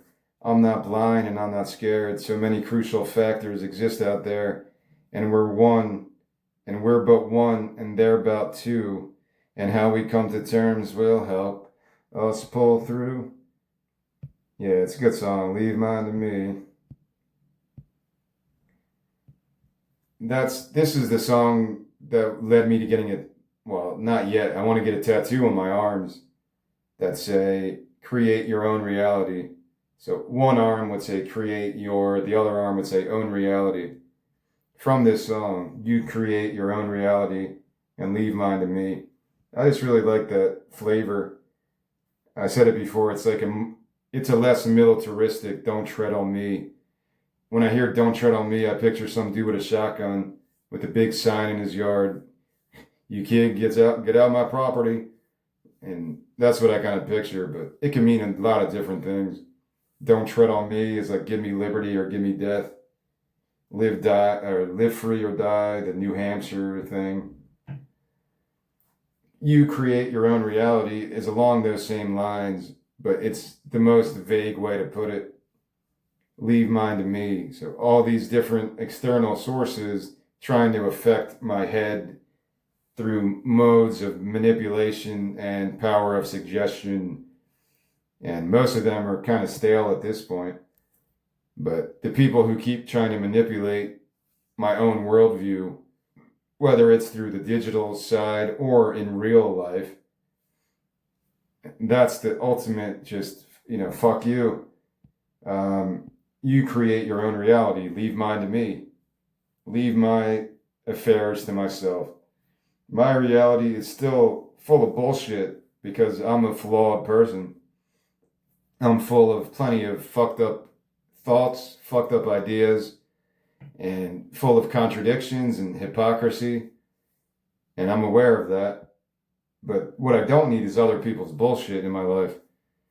That's the biggest thing I think everyone agrees on. Republican, Democrat, Communist, Catholic, from any fucking culture. You create your own reality. Leave mine to me. Every society is going to be different in terms of freedom and opportunity to live as an individual. In America, I think it was a weird type of an experience. People came here to escape religious persecution to some degree. The early settlers were escaping from something, some kind of persecution for their beliefs, and to lead their life how they wanted to see it go into the future, the pursuit of happiness, to live your own way through life. And that's a noble thing to strive for, whether you have to get on a boat in the 1500s, go across an ocean to a land that you have no idea what it's going to be like. It doesn't get more ballsier than that. Like, these were badass people, man. Regardless of the flaws or the people that moved west and the original frontier people that moved west in wagons and horses. Fuck that noise. I'm afraid to take a bus. Like, that's my plan. If I do get a job out west, I'm just going to take a bus ride for 2 days, go on a bus because I don't like flying. But I picture myself being afraid of something like that. These motherfuckers just got on their wagons and their stagecoaches, or some people walked across the country, and they knew they had to hunt along the way to survive. Some people didn't make it. Some people couldn't go any farther. They never got to the promised land of California, so they stopped in the desert and somehow managed to survive in the fucking desert. It's a lot of cool. That's the America I'd like to learn about, because it gives you that sense of independence that you can still find that in the world today. The problem today is, I don't know how to survive in the land, living off the land. I can't do that. Maybe at some point I could, but at this point I can't. And I don't feel like starving to death. That's not fun. So I need to find a job before I make that move. Those settlers didn't have that. They were just like, things aren't working out here for whatever reason. Let's go look for gold in fucking the California mountains or wherever they were going. If some people went for the gold rush, some people went just to find better land, better opportunity like that. And I'm sure there were some people there already, and they were like, yeah, California's awesome. Come to California. And people were already doing that. But that spirit is maybe unique to America. Maybe there's similar stories, but I don't know other people's histories. I'm very American-centric, I guess, in terms of history, and even that I don't know that well. But that's the spirit that I like to try to discover. It's not easy, man. Maybe in your 20s you have more guts to do shit like that. And even though I don't feel old, it's still a struggle to just get on a bus.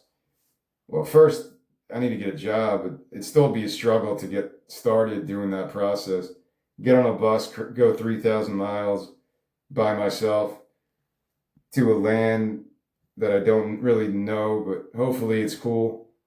A region of the country that could be really cool or it could be terrible.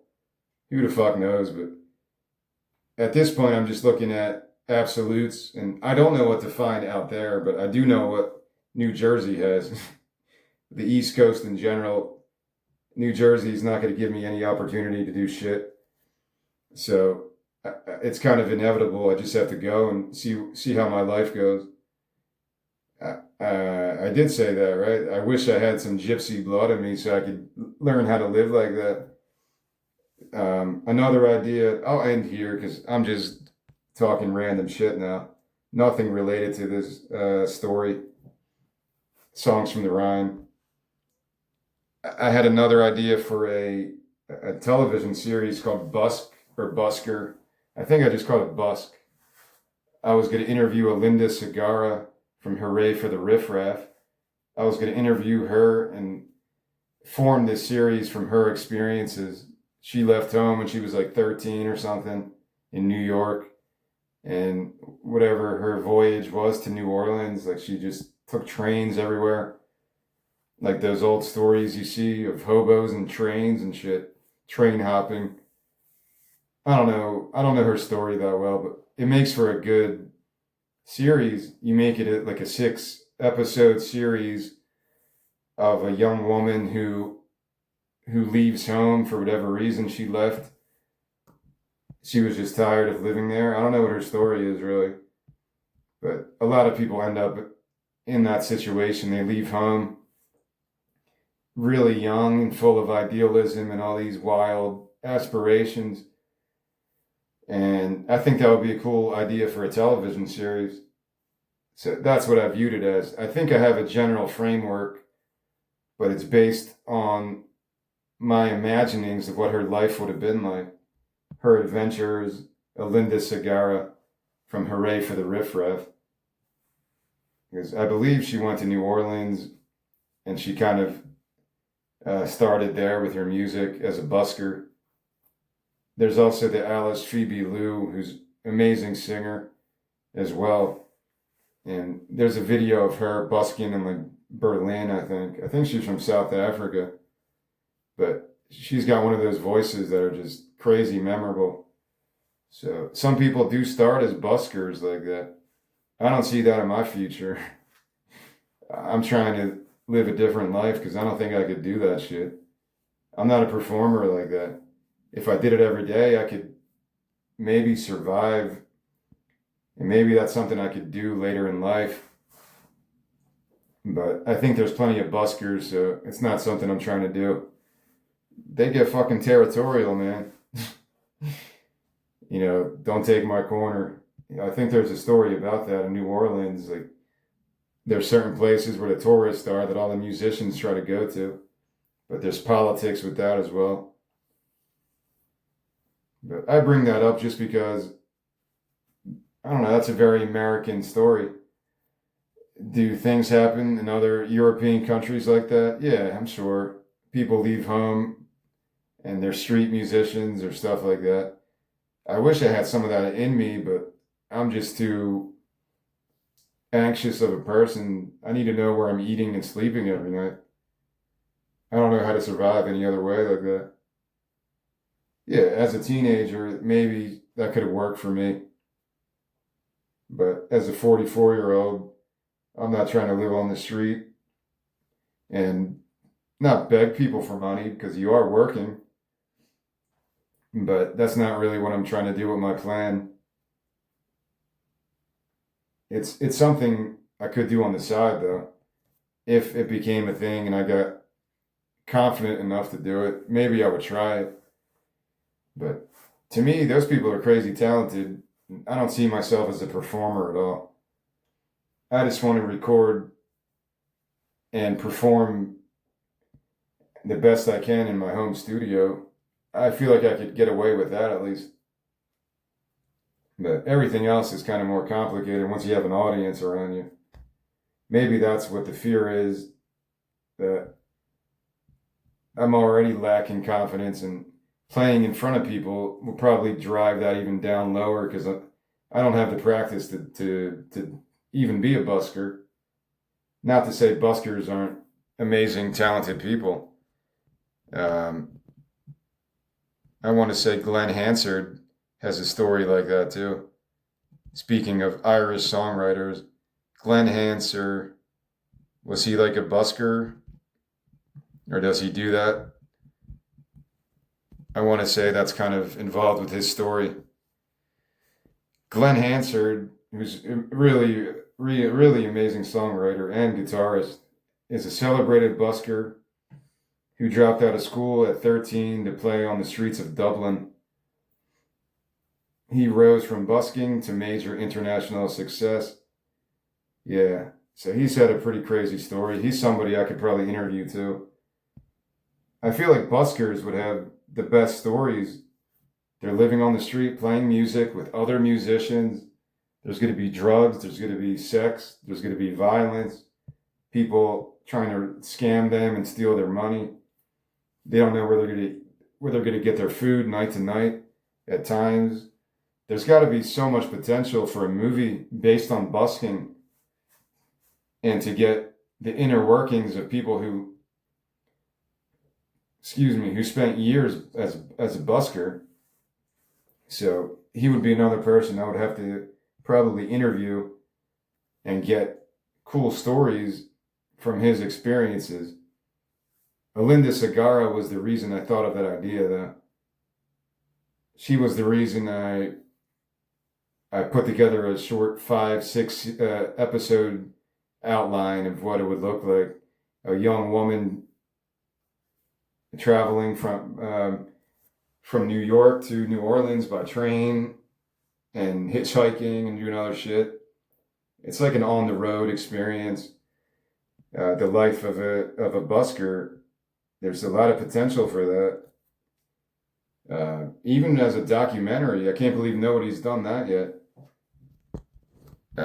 Somebody take that idea. You can steal that one because I'd watch that. If somebody made a documentary about a group of buskers or followed buskers in different countries in Europe and Asia, in the Middle East, that would be pretty interesting to see. Maybe there is. I just don't. I'm not aware of it. But I feel like there's a lot of potential. The type of interesting characters you meet would be just worth watching it. Is there a documentary about busking? Maybe people made something on YouTube or something. All right. There are several highly regarded documentaries about busking. Find Your Way, a busker's documentary. This film examines the merit of street music, featuring Joshua Bell, a Grammy-winning violinist. Busking Blues. This one's about the American South, about Prohibition-era jazz pianists and folk players. Busking the System. That's a good title. I like that a lot. Busking the System. A docu-series that follows 3 musicians from different states traveling to New York City.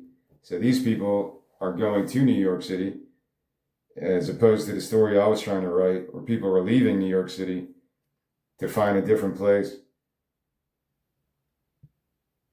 That's kind of cool. Busking for Berlin. A project? Yeah, I never heard of any of these. There's a PBS feature, The Buskers, New York, following local street musicians through the twists and turns of their creative journeys. So I guess I just failed to do the research beforehand. So there are some options that I should watch to get some inspiration, I guess. I feel like there's an Alice Phoebe Lou documentary too, since I mentioned her.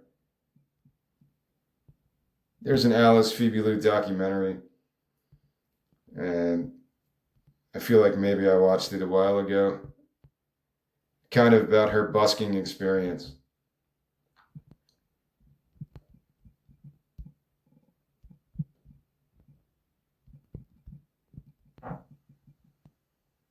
But I guess I'll stop here. I wanted to mention those things because I have, just like this one stayed in my head for 20 years, I've had other ideas since then, because that's all I did for 5 years. When I lost my job for no reason, that's all I did. All right, that is the one. Buskin' for Berlin, 2014. It's Alice Phoebe Lou, and it kind of follows her through that street type of street performer. From what I remember, it might be on YouTube, but yeah, she's crazy talented. Like, just go look her up if you've never heard her voice. There's a Francois Hardy type of appeal to it. It's so um, I don't know. It's so mellow and like non-pretentious for that type of a jazzy voice. Yeah, it is a bit of jazziness, and yeah, her voice is just crazy, man. But, yeah, I wanted to mention this stuff because I do have all these other ideas that I put on hold because I don't have the means to do it. I'll do these talks because this is a part of what I want to build. It gets people to know more about me and what I'm trying to do. And hopefully that leads to the creation of some of these things. I figure if I find the right people to produce a movie like that, Songs from the Rhine or Waitress from Mars, that would give me the ability, the confidence, and the money. Most importantly, the money, because I don't feel like being homeless again, starving to death. I don't feel like going through that. So yeah, it's not going to happen again. I just have to find a way to go through this process to mix. I can't be full out gypsy because I don't know how to live like that. But I also don't want to be doing this in a structure that doesn't make sense for a project like this. I'm talking about the general scope of my 20-year plan to build as much music as I can over 20 years. It doesn't have a structure that, like a corporate type of response. I think I can make like 4 albums a year, and that's pretty good. Under that pace, I could do something like that. 4 albums a year. In a decade, I could do 40 albums. Maybe some of these I can't do myself, like I said, but that's when I would need to learn how to collaborate with other people, other producers, other musicians, and just kind of be in the background and let the people do what they do. I was already getting to that point when I was writing some of my newer songs where I'm just like, I'm not going to try to write a guitar solo, especially now without a guitar. That'll be kind of hard to do. But sometimes I'll just mimic some melodies that kind of fit that, like a blues type of solo or something. But nowadays I just say, I would just have other people construct that and, put their own spin on it because I can't do that shit right now. And I'm confident in that, even though I haven't played guitar in a while, I know I can get back on that horse because I've done it for so long. It's just a matter of getting a job at this point. So if anyone listening to this knows someone with a job, yesterday I applied to like 10 Starbucks in Portland. Portland, Oregon was one place I didn't try because I don't know. I didn't go into Oregon. I think it's a less attractive climate, but I did it anyway because I just want to get out west as fast as possible. I want to get out west and get a job and start that process of finding a routine I could live by. And that's where I'm at. I don't really care what the job is. I just want it to be stable. And that's what Starbucks I thought would be. It's something I could do for the next 20 years easily. Once you get the hang of it, I don't think it gets any more complicated. Like there's some new heart surgery. If you're a doctor, as a barista, I think you could pick it up pretty quickly. So that's what I'm looking for. And I can still survive off of that. And whenever I have time, I could do my art. And eventually, hopefully, the art part of my brain is what makes me money. Because if you can make money off what you're good at and what you believe you're supposed to be doing, if you can make money off of that, then you're solid, man. There's no reason to have any frustrations at that point. But if that's not available to me, whatever. A lot of people who want to be actors or writers, they have to support their dream by other means, and that's where I'm at. I was doing that for, most of my life anyway. It's not new to me. I worked at 2 jobs for a long time.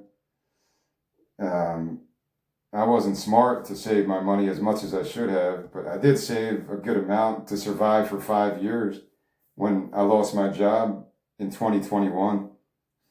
For 5 years, I had no income. I had to live off my retirement money. And at least I had that, because I don't know what I would have done. I would have just died. I probably would have just killed myself for real. If I didn't have the ability to do all this, because now I have a vision for my future.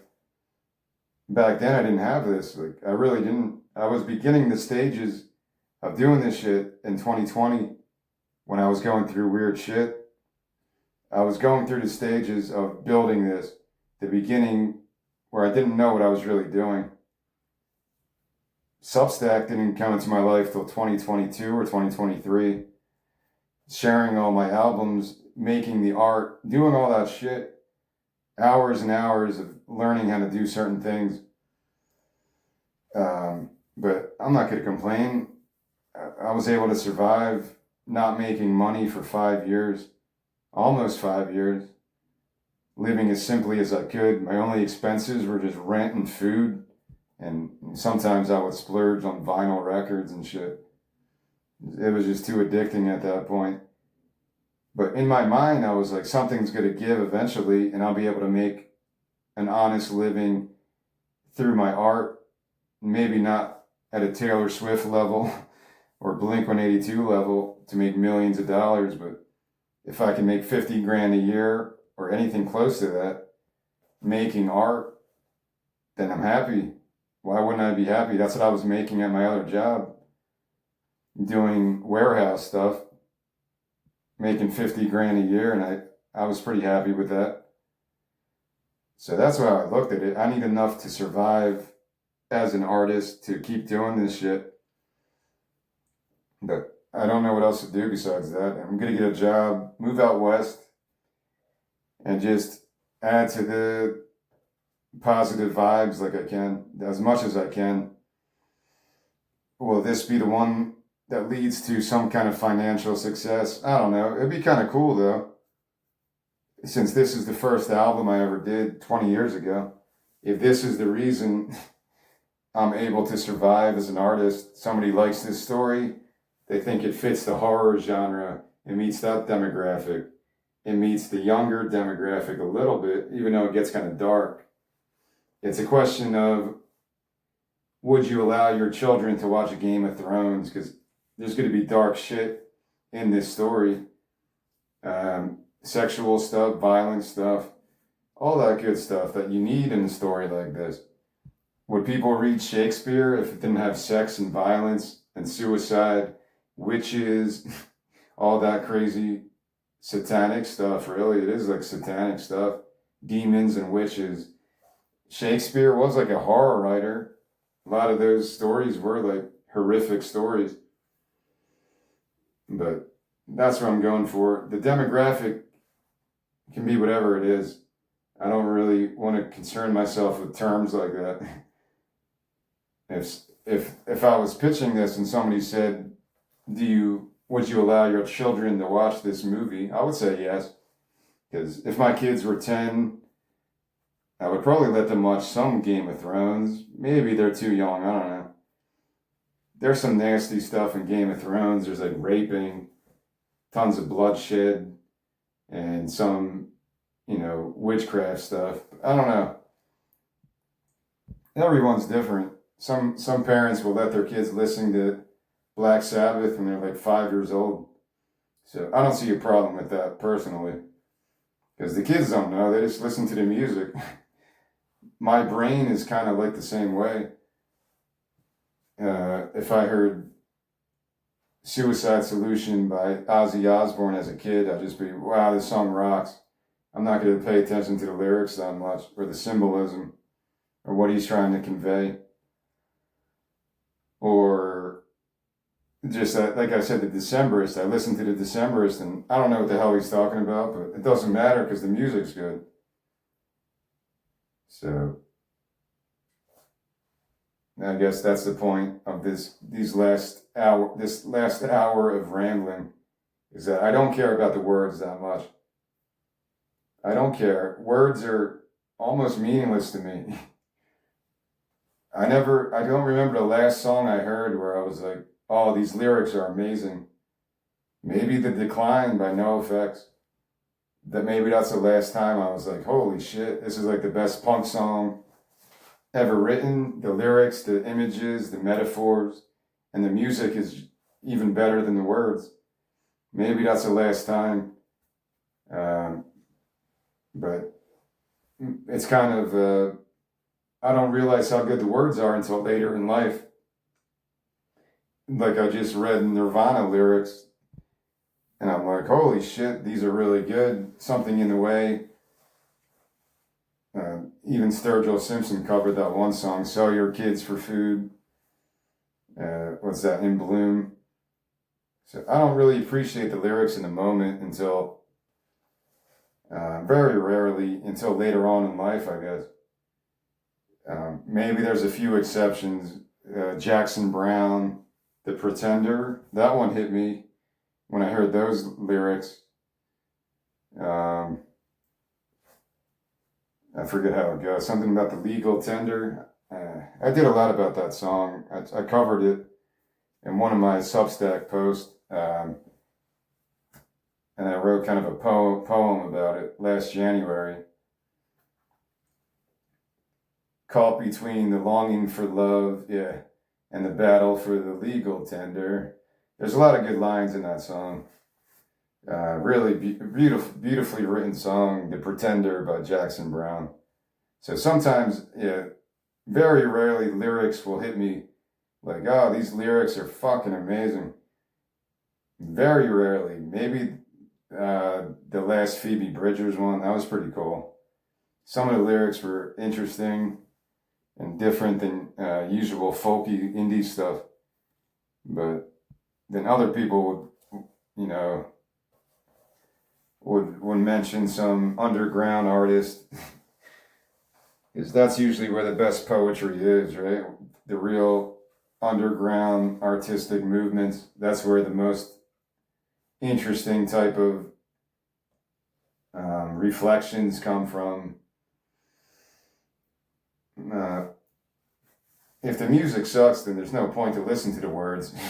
In my opinion, it's always about the music before anything else. You can manipulate the lyrics later. Like maybe Bob Dylan would be the one guy people go to when they say the lyrics are just as important as the music he created. I guess that's justified. But in general, if the music sucks, nobody would care about Bob Dylan. Even if his poetry was so good, he would just be a poet and not a musician. Like, if the music sucked, it doesn't matter how good your words are. So to me, the music is always the thing that needs to be in people's face more than anything else. And I guess I'll leave it there. I'm almost at 4 hours, and I didn't want to talk for this long. So that's all. Hopefully you get an idea. If you stayed this long, then I don't know what the fuck's wrong with you. If you listen to this whole thing, you got some problems, man. But that's just how I go about these. Today was full of therapy sessions, so this was kind of needed, I guess. And songs from the Rhine. Some people might even hate the title, but that's just what I always had it as. And I just thought it was cool to title it that, since that's where the story came from. That's where these songs came from. So you might as well go with that. And Yeah, I still enjoyed it going through the songs today. I still think they're good and they could get better, but the process can only continue, you know, for a piece of art like this, I can't do anything else myself. I would need to work with other people to actually turn this into something that people can enjoy universally as a movie, as an album, and whatever else it could become.